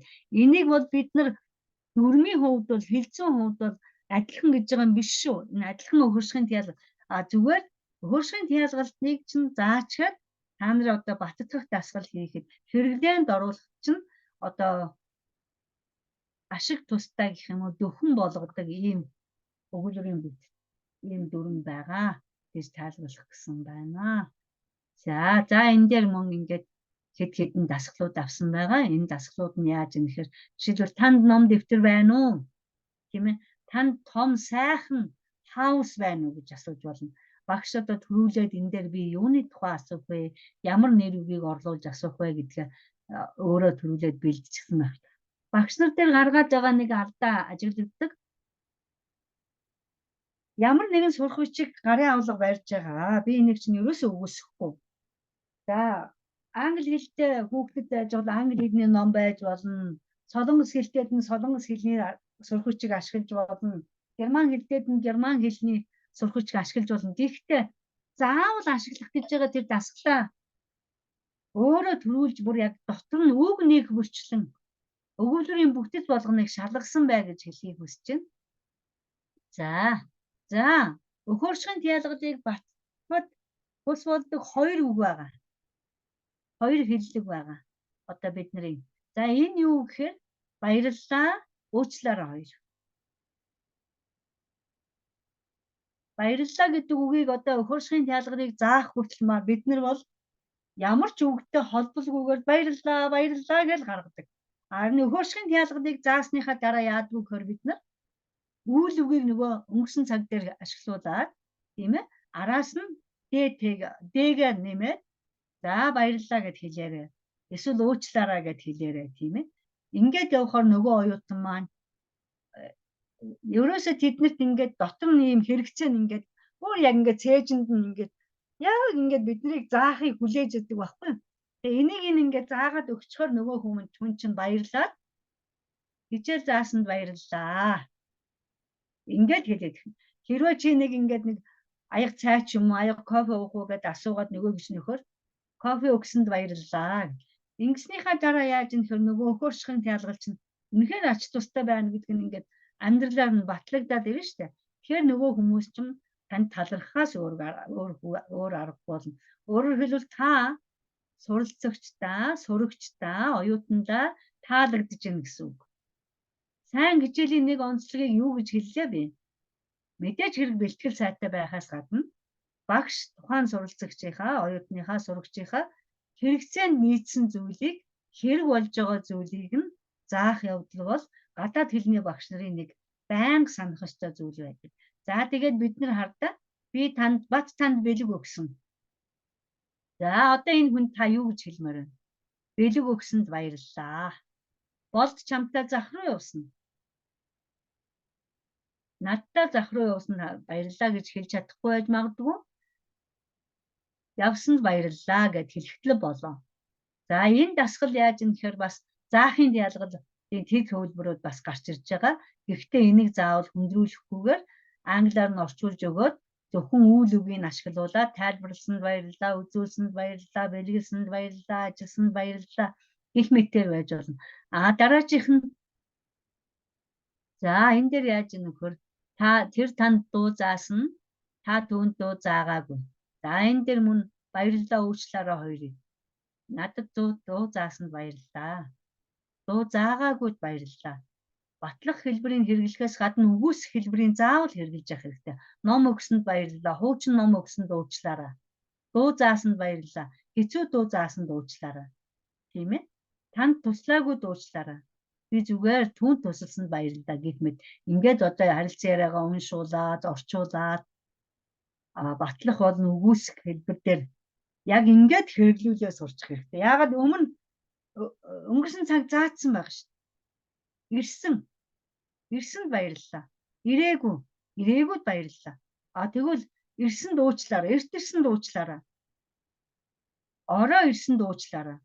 Эрт ирээгүйд уучлаарай гэд ийм маягаар нөгөө тэмдэг нэртэйгээ холбоол зөвхөн мэдж байгаа үйл үгэн дээр нь суурлаад энийгээ бас ингээд заагаад өгчих болно. За заахын диалгал руу орж ирье. За заахын диалгал бол тусах үйл үгтэй хамтарч одоо тайлбарлагддаг. За мөн одоо 3хан хэлбэртэй. Одоо нөгөө хамгийн хэцүү нь харьяалахын диалгал гэж хамгийн гэж хэлчихсэн байгаа учраас оюутан чинь одоо дараагийнх нь тэрэн шиг хэцүү гэж ерөөсө бодохгүй. Яагаад гэвэл тэн дээр хамгийн хэцүү нь та чадлаа шүү. Та чадчихлаа гэд ингээд багш урам өгөөд ингээд сэргээчихсэн учраас дараачих нь бол ерөөсөө хүн хэцүү гэж авахгүй. За харьяалахын диалгал, заахын диалгал бол ялгаагүй экшиг зохицохоос мөн төгсгөлийнхаа авианы онцлогоос шалтгаалаад үүссэн одоо 3 хувилбартай нөхцөлтэй тийм ээ нөхцөлийн 3 хэлбэртэй хөлбөртэй гэж ярьдаг. За эр үгэнд нь энэ, эм үгэнд нь ийм. Энэ дээр нэг юм тайлбарлах юм бол нөгөө гажилт нь аана гарч ирнэ. Нөгөө харьяалгын диалгалын уртыг залгадагтай яг адилхан. За тэгээд урт тосгошгоор төгсөн буюу хамрын инээр төгсний араас хээ залгана. За энд багш нар өөрөө бас их алдаа гаргадаг. Юу байдг вэ гэхээр нөгөө оюутан, байшин гэд хамрын инээр төгссөн, хоолойн инээр төгссөн үгэн дээрээ өөрөө оюутны, байшны гэд ингээд хэрэглээд байдаг. Ерөөсөө тэгж болохгүй. Багштар хаяж өөрөө зөв. Энэ оюутанг таних уу? Би энэ байшинг авмаар байна гэдэг зөв. Харин бусад хүмүүс буруу хэрэглэсэн нь таны асуудал биш. Тийм учраас аль болох багш гэдгээрээ байнга үлгэрлж яхахыг бас олдох хэрэгтэй. За заахын диалгалын энэ хүндэрсэн хэлбэрийг та нар өөрсдөө ингээд уншиж болно. Би одоо цаашид хэдэн диалгал байгаа учраас товчлох гээд оролдоод үзье. За өгөөршгийн диалгал за дараачихтай хамт тайлбарлая да. За хялбарчсан хэлбэр энэ байж байна. За мөн заахын диалгал чинь ил болон далд одоо тэг хөвлбөртэй тийм ээ. Бид нэр далд хөвлөр, тэг хөвлбөр гэж явдаг. За тэгвэл тэг хөвлөрүүд нь хаана хийжээ гарчих юм гэхээр төрлийнхэн олон юмны дотроос үл ялгарсан тусгатхуун дээр бол заахын диалгын тэг хөвлөр байна. За өмнө нөгөө нэг өгсөн гэдэг өгүүлбэр дээр байсан шүү дээ энэ.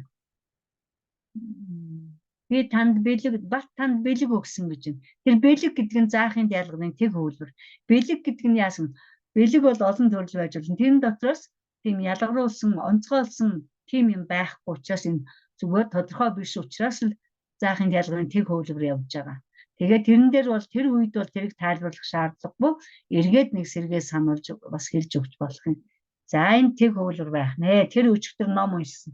Ямар ном уншсан? Аль номыг уншсан? Ерөөсөө мэдэхгүй. Тэр ном л гэж байгаа учраас энэ тэг хөвлөр. Заахын диалгал байна уу гэвэл байгаа. Гэхдээ байхгүй.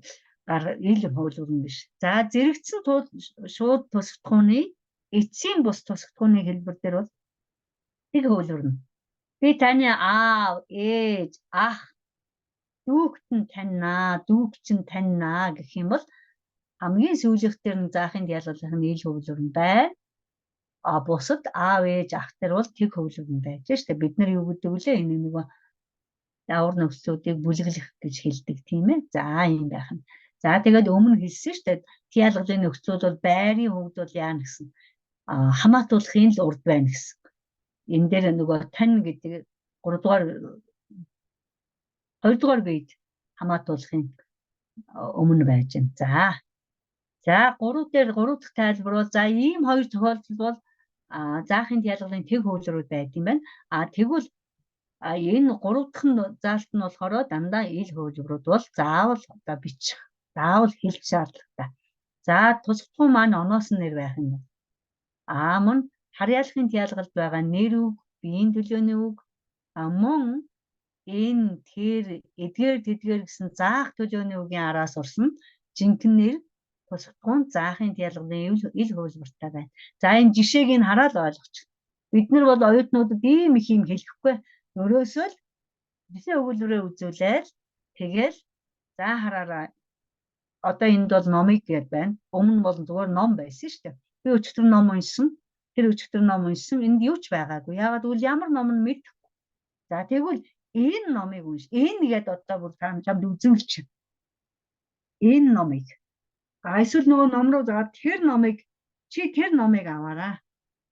За тэгж би таны номыг уншсан. Тийм ээ харьяалгын диалгалд байгаа биеийн төлөөний үг байж байна. За гэтэл төмөр гээд оноос нь нэр байж байна. Тийм ээ. За тэгээд энэ яаж нь харьяалгын төмрийн номыг уншиж байна. За энэ нь болохоор бүр ингээд specific болгочихтаа гэж хэлдэг англи хэлэн дээр тийм ээ. Тусгатхуун маань тодорхой байгаа тул хэнийх айл болох нь тодорхой байгаа үед бол заавал заахын диалгал ил хөвлөр байна гэдэг. Ингээд жишээгээр нь тайлбарлаад танилцуулаад тэгээ явдаг. Тэрнээс шинэ өмнөх энэ тайлбаруудыг үнэхээр хийдэггүй шүү. Би зүгээр та нарын одоо багш нарын одоо мэдж байгаа юмыг сэргээн сануулах. Бидний одоо өөрөөр хэлбэл нэг заа харгын нэгдлийн ажил явагдаад байна шүү дээ. Одоо би та нарт зөвлөгөө өгч байгаа ач тусны та нарын бас мэдж байгаа юмнуудыг сэргээн сануулах нь бас миний үүрэг юм аа гэж ойлгож байгаа учраас энийг. За тэгээд мөн заахын тялгалаар альва тялгал шүү, аль нь ч байсан. Тохиолч байж болно, заахч байж болно, гарахч байж болно. Тусагтхууныг зөвхөн тэр тялгалаар захирдаг үг байх юм бол тэрийг заавал жишээ авчаа. Жишээлбэл манай survival course дээр бол хүлээх гэдэг үйл үг тэр 53 үйл үгэн дотор нь байж идэг. Хүлээх гэдэг үйл үг бол тусагтхууныг зөвхөн одоо заахын тялгалаар шууд тусагтхуунаа бол заахын тялгалаар захирдаг үйл үг байгаа тийм ээ. Тийм учраас энэ бол нэг сайхан жишээ. Одоо багш үг гэдэг үгэн дээр одоо нөгөө эр үг, эм үгийн чи алийг авах вэ? Ийг нь алийг авах вэ? Хоёр гэдэг үгэн дээр алийг авах вэ? Та дээр одоо биеийн төлөөний үг чи яаж хуурах юм? Тийм ээ. За ингэснийхаа дараа яаж хоёр дахь асуулт нь яаж юм нөхөр? Хэнийг хэр удаан хүлээсэн? Хугацаа заагаад ороод ирж байна. Дараа нь хаана хүлээсэн ингээд нөгөө өмнөх тэмдэг нэртэй үгүй. Өхөөрчхийн тялгалтайгаа холбоод энд даасан. Нэгэн үйл үг тийм ээ. Хэнийг хүлээсэн, хэр удаан хүлээсэн, хаана хүлээсэн гэдэг 3 янзын асуулт, 3 өөр зорилготой. Гэхдээ өмнөх хичээлүүдэд үздсэн хэлцүүнүүдэд дандаа баттгаад явчихж байгаа ийм сайхан ашигтай дасгал болж болдог. Тэгэхээр та нар эргээд бодох нь жишээлбэл уулзах гэдэг үг байх. Заавал тусагтхуунаа хамтрахын тялгалтай. Асуух гэдэг үг байх. Заавал гарахын тялгалтай тийм ээ. Өөр явах гэдэг үгээ бол заавал чиглэлийн тялгалтай хэрэглэж болно. Гарах гэдэг үгээ бол зөвхөн гарахын тялгалтай хэрэглэдэг ч юм уу. Ийм үг болгоныг хийн алгал болгоныг заахтаа санаж, бодож багш бүр заавал нэг үг өргөн хэрэглэгдэг нэг үг сонгож авч байгаараа гэж та нар зөвлөх байна. За ийм жишээ байна. За энэ дээр нэг ийм холимог дасгал байгаа. Нэрлэхийн тялгал явж байна. За эхний өгүүлбэр таръя. Чи надад нэг шинэ монгол сонин авчраарай гэж байна. За чи авчраарай. Хэнд надад өхөршин тялгал. Хэд нэг тэгээд шинэ ямар тэмдэг нэр байж байна тийм ээ. Монгол сонин ямар сонин адилхан тэмдэг нэрийн тодтол болоод орж байгаа учраас тэмдэг нэрийн үүргээр явж байна тийм ээ. За гэтэл яаж вэ? Сонин авчир гэж байна. Энэ яасан бэ? Нөгөө нэг төрлийн олон юм дотроос онцгойлж ялгсан юм байна уу? Байхгүй байна. За энэ хэрвээ байхгүй бол бид нар нөгөө заахын тялгалын тэг хөвлөр нөгөө тэмдэгэ заасан бол хийлгэж болно. Тэмдэг заагаагүй бол чагтлуулж болно. Нэг бол яах юм зүгээр хоосон орхуулж болно шүү дээ. Тэгвэл newspaper гэж байгаа л тохиолдол. Гэтэл дараагийн үгээр тойл сэтгүүл энд байхгүй. Энэ оноос нь нэр болохоос биш энэ сэтгүүл юм уу? За мөн сэтгүүл гэдэг нь энд тусагдах юм байна уу? Өгүүлэгдэх юм байна уу гэдгийг оюутан заавал бодно. Энд байхгүй. Юу? Тойл. Юу? Сэтгүүл. За сэтгүүлийг гэх гээд яж магадгүй шүү дээ. Яагаад гэвэл ийг энэ дээр даалгавар нь юу гэж байна? Заахын тялгалын нөхцөл хэрэгтэй юу гэсэн дасгал. Хэрэгтэй юу хэрэггүй юу? Тэгэхээр нөгөө хүн чинь хэрэгтэй юу хэрэггүй юу гэдгийг эхлээд бодох нь шүү дээ. Хэрвээ хэрэгтэй юм бол нөгөө 3 хувилбарын чинь аль нь хэрэгтэй юм бэ? За уучлаарай би таны цүнхийг хараагүй гэдэг өгүүлбэр дээр одоо таны цүнх гэж байгаа учраас харьяалахын тялгалтай биеийн төлөөний үг ороод ирсэн учраас энэ дээр бол хэрэгтэй гэж хэлээд за хэрэгтэй юм бол одоо 61 юм уу, уртын юм уу, эсвэл ген юм уу гэдгээ багш дахиад оюутан суралцагч нар хоорондоо ярилцж байгаа. Тэгээд эндээс сонголтоо хийгээд тавьж болно. Чадж байгаа оюутнууд бол гялс хэл. За дараа нь би чиний цэнхэр үзгийг авсан гэд энэ дээр явж байна тийм ээ. За би авсан. Юу? Үзэг авсан. Ямар үзэг авсан? Цэнхэр үзэг авсан. Тодтол явж байна. Хэний үзгийг авсан? Чиний. За чиний гэдэг нь нөгөө үзэг гэдгийг чинь тодорхой болгоод өгчлөө. Тийм ээ? Тэгвэл одоо яах юм? Нөгөө ийг нь ирнэ. Гэт ингээл нөгөө өмнөх заасан хэлзүүн дүрмтэйгээ эргүүлж холбоод энэ дасгалуудаа ингээд хийгээд яваад байхад бол үр дүн заавал гарна. За заахын тялгал жаахан төвөгтэй юм шиг багш нарт зарим багш нар санагдсан юм шиг байна. Миний хувьд бол эн, тэр, эдгээр, тэдгээр дээрээс нь харьяалахын тялгал дээр байгаа биеийн төлөөний үг мөн оноос нь нэр эсвэл нэр үг жинхэнэ нэр харьяалахын тялгал дээр байвал тусгатхуун маань заавал заахын тялгалын ил хөлбөрөөр байх юм гэдгээ тайлбарлаад дахин батцсан байхад энэ бол тийм их төвөгтэй бэрхшээлтэй дасгал биш юм аа. За гарахын тялгал. За гарахын тялгал үйлдэхийн тялгал 2 бол нөгөө яг 4 хөвлбөр нь ихшигтэй байгаа. Тийм ээ. Заахын тялгал ялгаагүй ихшигтэй байсан. Гэхдээ зөвхөн игийн хөвлбөрүүд байсан. Харьяалахын тялгал бас игийн хөвлбөрүүд байсан. Тийм ээ. За тэгвэл гарах үйлдэх 2 дээр аас эс ос өс ар эр ор өөр гэсэн ийм 4 хөвлбөрүүдтэй. Энэ нь юунаас болж үүссэн байх вэ? Шалтгаалж үүссэн байдаг вэ гэхээр ихшиг зохицох ёсноос шалтгаалж үүссэн ийм нөхцөлийн хөвлбөрүүдтэй ийм 2 тялгал байж байгаа. За энэ бол нөгөө нэг шууд биш гэдэг англи дээр болохоор шууд биш дээр орж байгаа тийм ээ. За тэгээд одоо энэ дээр бүнэл ялгаагүй одоо зураагаад тэмдэглүүлнэ эсвэл үг бичүүлвэл их цаг ордог учраас зөвхөн нөхцлүүдийн ард нь сонгуулж болно. Нэг бол тэмдэглүүлээд гэрт нөхч болно тийм ээ. За энэ дээр нэг анхаарах юм нөгөө жишээлбэл эмэгтэй, эрэгтэй гэдэг үг байж гэн. Энэ дээр яах вэ? Нөгөө хос их шиг урт их шигээр төгссөн үгийн дараа нөгөө гээж иргэлнэ. Эрэгтэйгээс, эмэгтэйгээс, дүүгээс өөр ямар үг гэдэг үлээд өмнөд байгаа шүү дээ. Гэх мэт. За энийгээ битгий мартаараа энэ болгоныг бас тайлбарлал бидний хичээл багтахгүй ч байж магадгүй. За одоо би энэ дээр нэг юм хэлье. Нөгөө нэг 2 хүснэгтэй өгч явахдаа бид нар нэг харьяалахын тялгалыг л орж явах үед нэг юм заавал хэлдэг нөгөө энд хүснэгтэн дээр нь өмнө гарсан шүү дээ. Тогтвортой болон тогтворгүй инээр төгссөн үг гэдэг нэг гарч ирсэн тийм ээ. Тогтворгүй ин тогтвортой инээр төгссөн үг гэдэг. За энэ үедээ нэг тайлбарыг хийгээд бүр яг 3хан тялгал дээр од ч юм уу эсвэл урд нь эмэг тэмдэг ч юм уу тавиулдаг. Энэ нь юу вэ гэхээр тогтворгүй энийг тайлбарлахдаа энэ тогтворгүй энэ гэдэг тайлбарыг хийх тоолонд оюут нь ямар хэцүү юм бэ? За би ч сурах юм болоо да гэж нэг эргэлдсэн, айсан, эмээсэн дүр төрх гарцаагүй гардаг.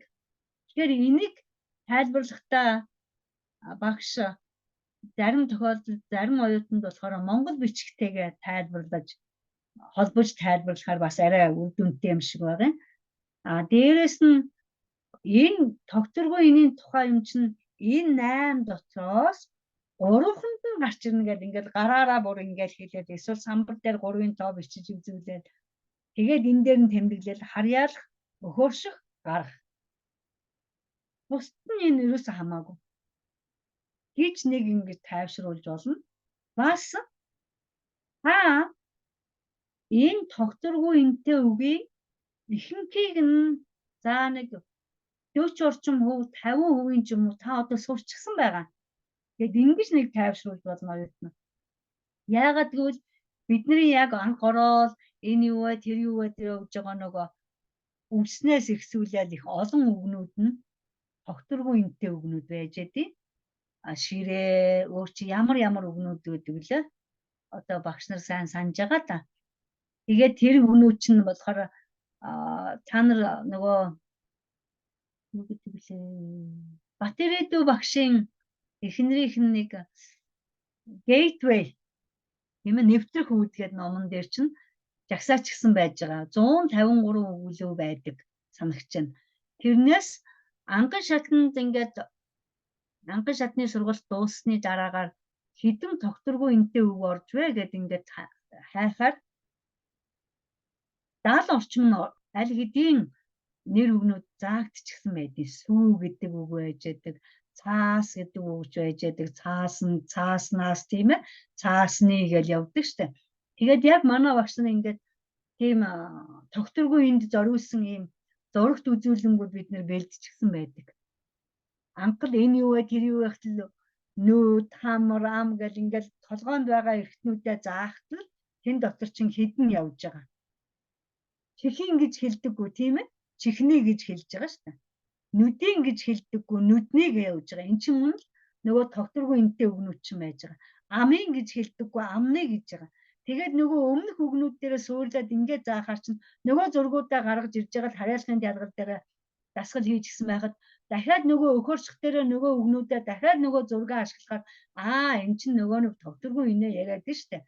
Тэрэн дээр илүү анхаарал хандуулаад байна гэдэг ч юм мэдэгдэн. За гарахын ялгал дээр дахиад нөгөө тогтворгүй энтэй үгнүүдээ дахиад эргэж сэргээж хийлгэх хэрэг гарна. Ингээл энэ хамгийн бэрхшээлтэй юмнууд нь ингээд дуусдаг. За монгол бичгтээ яаж холбож зааж яасан бэ гэвэл жишээл хүн гэдэг үг, ус гэдэг үг, мод гэдэг үгнүүдийг жишээ болгоод яг ингээд самбар дээр багш ингээд монгол бичгээр нь сайхан хооронд нь жаахан өсгүүдээ жаахан нуруугаа уртхан шиг татаад урт татж байгаа үчний өгөхөр дундуур нь ингээд үсэг үсгээр нь ингээд зураад үзүүлж болно. Тэгэхээр яаж юм гэхээр нөгөө үндсээр нь бичсэн шүү. Усан, хүмүүн, модун гэд. Тэгээд ингээд явчихад тэр нөгөө үгийн үндснүүд нь дандаа инээр төгссөн байж харагддаг. Тэгээд нөгөө өсгүүдийнхаа нуруугаа урт хийчгээд дундуур нь ингээд зураасаар тэмдэглээд ингээд үзүүлэхээр эдний хэлэнд нь энэ үг нь үндс нь болохоор нөгөө дөрвөн үсгээс бүтсэн байсан байж тээ. Энэ харин хэрэл дээр нь бид нар ус гэс урдсан байгаа.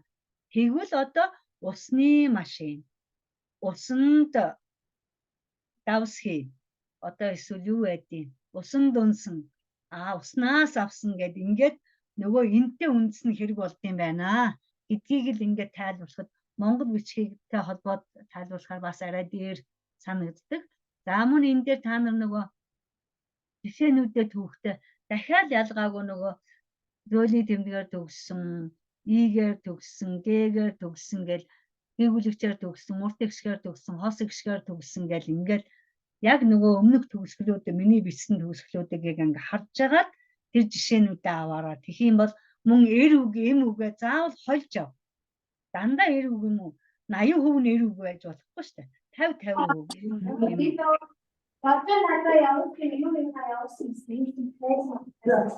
За энэ мөн хүнзгийрсэн тайлбарууд нь байж байна. Энийгээ та нар эргээд бас уншаарай. За адилхан нь одоо яасан байна вэ гэхээр гарахын тиалгал, заахын тиалгал хоёрын би өмнө өгөөшхийн тиалгал дээр танд тийм юм байна уу, энд тийм юм байна уу, ээж тийм юм байна, багшд тэр юм байна гэж хэлдэг. Тэр өгүүлбэрийг давтлах хичээл дээр сайн хэрэглээний дасгал болдог гэж хэлсэн бол заахын тиалгал, гарахын тиалгал хоёр дээр харьцуулалт бол биднэрт энэ заасан хоёр тиалгалаа баттгах сайн дасгал болдог. Жишээлбэл заахын тиалгал дээр би таныг бодвол намхан. Тийм ээ. За ингээл олон янзын жишээнүүд аваад нөгөө дасгал дээрээ хэрэгжилж болно. За гарахын тиалгал дээр би танаас өндөр энэ харьцуулалтын дээр. За энэ гүнзгийрсэн дөрмийнхаа юмнуудыг та нар өөрсдөө яг тайлбарууд бол ер нь адилхан байгаа. Тэгээд энийг олгохгүй хэлбэр аргаар нь яаж юм. За хүн юмны гарсан газрыг заах гэж байгаа. Энэ одоо хамгийн амархан place гэдгээр нь явна. Орон байрыг заах, газрыг заахад. Энэ дээр би Монголоос ирсэн. Би Америкаас ирсэн. Би Хятадаас ирсэн. Би хаанаас байдیں۔ Тийм ээ. Гэрээс ирсэн. Сургуулиас ирсэн. За гэтэл чинь би багшаас ном авсан. Тэр ном хаанаас гарсан? Багшаас гарсан. Тийм учраас надад ирсэн боловч багшаас гарсан байж байгаа шүү дээ. За энэ дээр бол сум ашиглаад янз бүрийн юмнууд жишээнүүдийг авахд их айтаахан. За дээрээс нь үйл явдлын эхлэх цагийг заахад бид нар тэр цагийгаа болохоор гарахын тайлгалаар хэлбэржүүлдэг. Жишээлбэл галт тэрэг 16 цагаас хөдлөнө. Бидний хичээл 9 цагаас эхэлнэ гэд ингээд зааж болно. За мөн хүн юмсыг хооронд нь харьцуулахад би өмнө хэлсэн. Энэ бол одоо заахын тиалгалыг баттгах дасгал дээр. Одоо хүн чинь ямар нэгэн юмыг харьцуулаад ярих хэрэгцээ заавал гарна штэ. Тэгвэл та тэр хүний хэрэглээг л хангаж яана гэсэн үг. Тэгэхээр энэ бол бас их юмыг харьцуулалтыг заахад бол гарахын тиалгал, заахын тиалгалыг баттгах маш сайн дасгалууд шүү. Идэвхтэй хэрэглэгддэг өгүүлбэрийн бүтцүүд шүү гэдгийг хэлэх байна. За нэг ийм цөөхөн юмн дээр л гарахын диалгал хэрэг болно. Тэгээд урд талд нь нөгөө ямар байдлаар хэрэглэхийг хэлчихсэн байгаа. За үйлдэхийн диалгал байж гэн. За үйлдэхийн диалгалыг заахад бол хялбар шуулсныгаа хараад эхлэе. За жишээ авахдаа бол та нар мөн эр үг эм үгээ холж ав. Тэгэл одоо өөгөр өөтөө ч үг ав, ээтэй ч үг ав, оотаа ч ав, тийм ээ, аатаа ч ав, уутаа ч ав гэсэн үг шүү. Диалгалуудаа заахтаа. За энэ одоо ил хөвлөртэй, далд хөвлөртэй, тэг хөвлөртэй гэдгийг хэлсэн байна. За үүргийн хувьд бол нөгөө хялбарчилсан маягаараа өгүүлэх бичих үйл ямар хэлээр үйлдэгдсэнийг хэлэхэд бол заавал үйлдэхийн диалгал дээр хэлдэг. Жишээл би монгол хэлээр бичсэн, хятад хэлээр бичсэн, англи хэлээр бичсэн, монгол хэлээр явж байгаа битэн. Энэ хэл бол бидний хэрэгжилж байгаа нэг хэл ёсороо л бидний харилцах хэрэглүүр tools гэдэг үгээрээ тийм ээ. Хэл бол нэг л хэрэглүүр шүү дээ. Тэгвэл хэрэглүүр гэдэг утгаараа бид нар энэ хэл гэдэг дээр хэрэглэнэ. За би үзгээр бичиж чинь, харандагаар бичиж чинь, фалмастраар бичиж чинь, шохоогоор бичиж чинь. Энэ бол бас нэг л бичих үйл хийж байгаа багаж. Тийм ээ. За энэ багаж гэдэг дээрээ бол tools гэдэг үгийг ашиглаж нөгөө хэл зүйн тайлбараа хийгээл тэгэл энэ хэл бол хэрэглүүр мөн. Тэгвэл энийг ингээл тайлбарлаж болно. 2 3 жишээ аваад. За дараа нь ямар нэгэн одоо хүн юмны ашиглагдсан тээврийн хэрэгслийг тодорхой илэрхийлэхэд бол заавал үйлдэхийн диалгалаар хэлдэг юм аа. Таксигаар ирсэн, галт тэргээр ирсэн, онгоцоор ирсэн, мориор явсан, тэмээгээр явсан. Янз бүрийн зураг үзүүлэл энэ хүн юугаар явж байна? Галт тэргээр явж байна, автобусаар явж байна, таксигаар явж байна, мориор явж байна, тэмээгээр явж байна. За энэ transportation гэдэг үгийг хийхэд бол заавал бид нэр үйлдэхийн диалгал хэрэглэдэг юм байна. За мөн үйлдэхийн диалгалыг заавал хийх ёстой юм. Ямар нэгэн зүйл юугаар бүтсэнийг заахад төмрөөр санал хийж байна, модоор санал хийж байна, пластикаар хийж байна, цаасаар хийж байна гэдэг юм уу. За 4-р хэлбэр нь болохоор үйл явдлын болох цаг хугацааг баримжаалж хэлэх. Байрны мөнгө сар бүрийн сүүлээр төлдөг.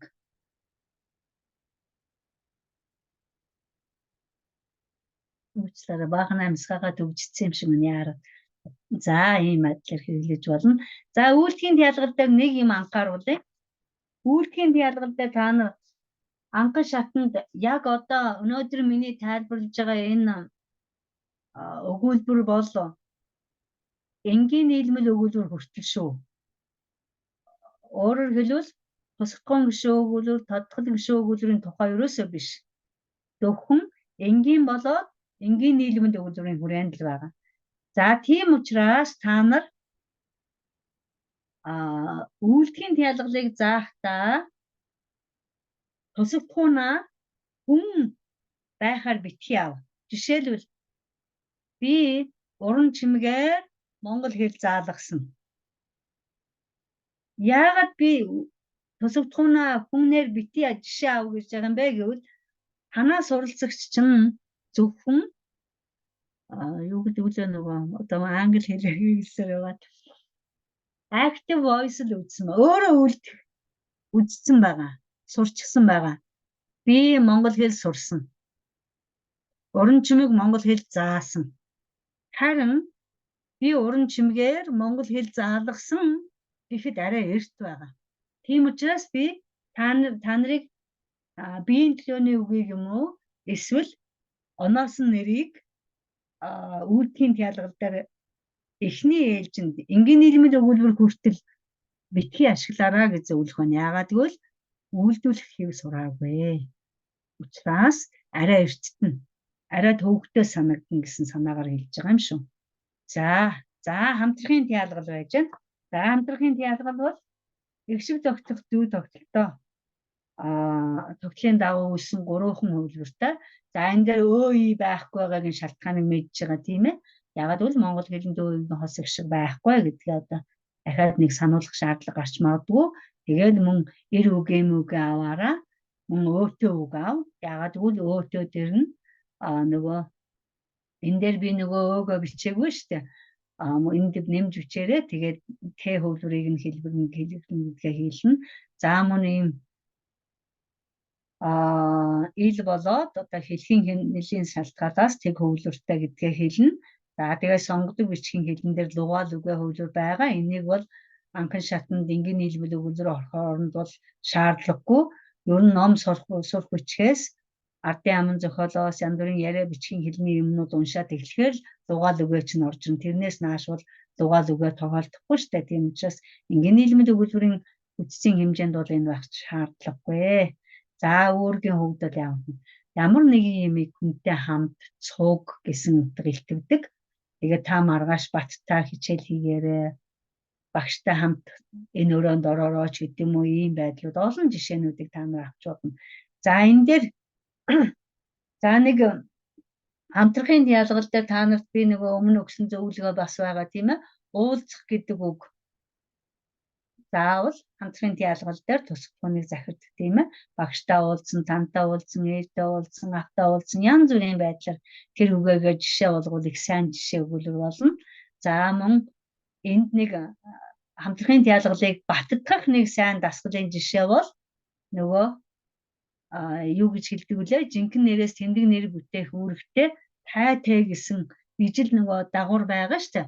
Тэрнтэй жишээг бол одоо зөв бичих дөрвөн талаас нь ашиглаж болно. Жишээлбэл энэ хоёр бол гарал нэг боловч утга үүрэг байраараа бол ялгаатай. Та нар мэдж байгаа шүү дээ. Нэрийн холбоо үгийн бүтцэд ихэнх жишээлбэл сүйтэй, цай, шороотой, гутал одоо юу гэдэг сүйтэй, кофе ч гэдэг юм уу тийм ээ. Ийм хоёр нэр үгийг хооронд нь холбосон. Тэгээд энэ сүйтэй гэдэг чинь хамтрахын диалгалын нөхцөл биш гэдгийг яаж мэдэх гэж байгаа юм? Ямар цай? Тийм ээ? Ямар кофе гэж асуултанд хариулахдаас биш юу хэнтэй гэж ерөөсөө юутай гэсэн асуултанд хариулахдаггүй юм. Бодтгол болж орж ирж байгаа. За жишээ нь тэр сүйтэй цайнд дургу харин сүйтэй кофенд дуртай гэсэн үг л байж байна. Ямар цайнд дургу юм бэ? Ямар цайнд дуртай юм бэ? Тийм ээ ингэж байна.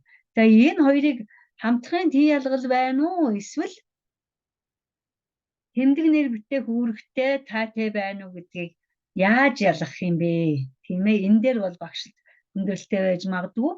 Энд ялгах ганц арга нь болохоор жишээлбэл сүйтэй цай гэдгийн араас хамаатуулах нөхцөл үг ерөнхийдөө хамаатуулахын нөхцөл орж болох уу? Тэр сүйтэйгээ цайнд дуртай, тэр сүйтэй минь цайнд дуртай гэж хэлэхгүй тийм үү? За тэгэхээр та тэгийн араас бид хамаатуулах, ерөнхийлөн хамаатуулах орж болохгүй байна гэдэг чинь тэр тэмдэг нэр бүтээх тай тэ дагавар байна гэсэн үг. Би багштай уулзсан, би багштай ч нь уулзсан, би багштайт нь уулзсан, би багштайгаа уулзсан. Тэр та тэгийн араас ерөнхийлөн хамаатуулах, бид хамаатуулах ороод ирж болж гэнэ гэдэг чинь энэ чинь жинхэнэ хамтрахын диалгал. Энд би яагаад ийм хамтрахын диалгалтай холбоотой биш юм өгөөд байгаа юм гэхээр бидний одоо та нар зөвлөгөө өгөх цаг бага учраас баттгах хичээл дээрээ та тэ тоотой хэлбэрийг одоо хэрэглэх дасгал дээр энийг хэрэгжилж болно гэсэн санаа. Мөн энэ дараа бид амжилттай суралцж байна гэдэг үйл үгийн өмнө ороод ирчихсэн байж штэ байц гişүн дээр ороод ирчихсэн байж. Иймэрхүү маягаар одоо зүгээр дасгалаа хийж болох юм гэж. За чиглэлийн диалгал бол өстой хамгийн амархан. Чиглэлийн диалгал дээр үйл хөдлөлийн чиглэлийг л заана гэдэг дээр нь анхааруулаа тийм ээ. Үйл хөдөлгөөний чиглэлийг заана. Хаашаа жишээлбэл харах гэдэг үг үзхийг самбар дээрээ бичээл багш би харж яана гэд хэдэн тал руу хараад харуулчихтал таны харж байгаа чиглэл өөрчлөгдөж байгааг чинь оюутан чинь амархан мэдэж болно. Тийм учраас энэ бол хамгийн амархан заахад. За чиглэлийн диалгал дээр нэг анхааруулах юм нөгөө нөхцлүүдийн өмнө зураас байхгүй байгааг нь заавал багшаад тайлбарлах хэрэгтэй. Логийн өмнө руугийн өмнө байхгүй тийм үү? Яагаад энд нөхцлүүд бол тусдаа бичигддэг учраас энэ дээр тэр зураас байхгүй шүү. Урд талдаа зураастаанууд нь бүгдээрээ хамт бичигдсэн мэт тэгсэн. Одоо тэгвэл байхгүй байна. Тэгвэл энийг тусад нь бичнэ. За тэгээд ирээр төгссөн үгийн араас нь бол дуулуун бусад бүх төгсгөл дээр бол өөр өөр нэ гэхээр нөгөө оюутанд бол маш амар. За тэгээд эр үг юм үг гэсэн асуудал гарч ирнэ тийм ээ. Ингээл болоо. Тэгээд хэрэглээний хувьд бол тийм төвөгтэй биш. Гэтэл харин зүгээр харьяалахын ялгалын чиглэлийн ялгалын тэг хөвлөр би Монгол явнаа. Өөрөө биш. Энэ бол тэг хөвлөр байна. Өглөөрийнхөө контекстээс энэ ойлгомжтой учраас байж болох юм а гэдгийг тайлбарлаж. За энэ эцсийн хүснэгт байна. Энэ хүснэгтэн дээр за нэрлэгийн ялгал жинхэнэ нэрийг үйл өгтөй болоод өөрөөр хэлбэл өгүүлэгтэн өгүүлхэн үндсэн үүрэг нь. Жинхэнэ нэрийг жинхэнэ нэртэй орон цагийн нэртэй. Жинхэнэ нэрийг үйл өгтөй холбосон байна. Жинхэнэ нэрийг үйл өгтөй, жинхэнэ нэрийг үйл өгтөй, жинхэнэ нэрийг үйл өгтөй, жинхэнэ нэрийг үйл өгтөй гэдэг. Ингээл одоо хамгийн сүүлийн бүснэгт бол яг өмнө хэлсэн юмнуудыг ингээд давтаад явж байгаа юм байх нэ. За уучлаарай нэг ийм олон юмнуудыг багтаах гэж нэлээд төвөгтэй та нарт жаахан тийм хэцүү байсан байж магадгүй гэж бодож байна. За тэгээд тодруулаад асуух юм байвал асууж болох юм.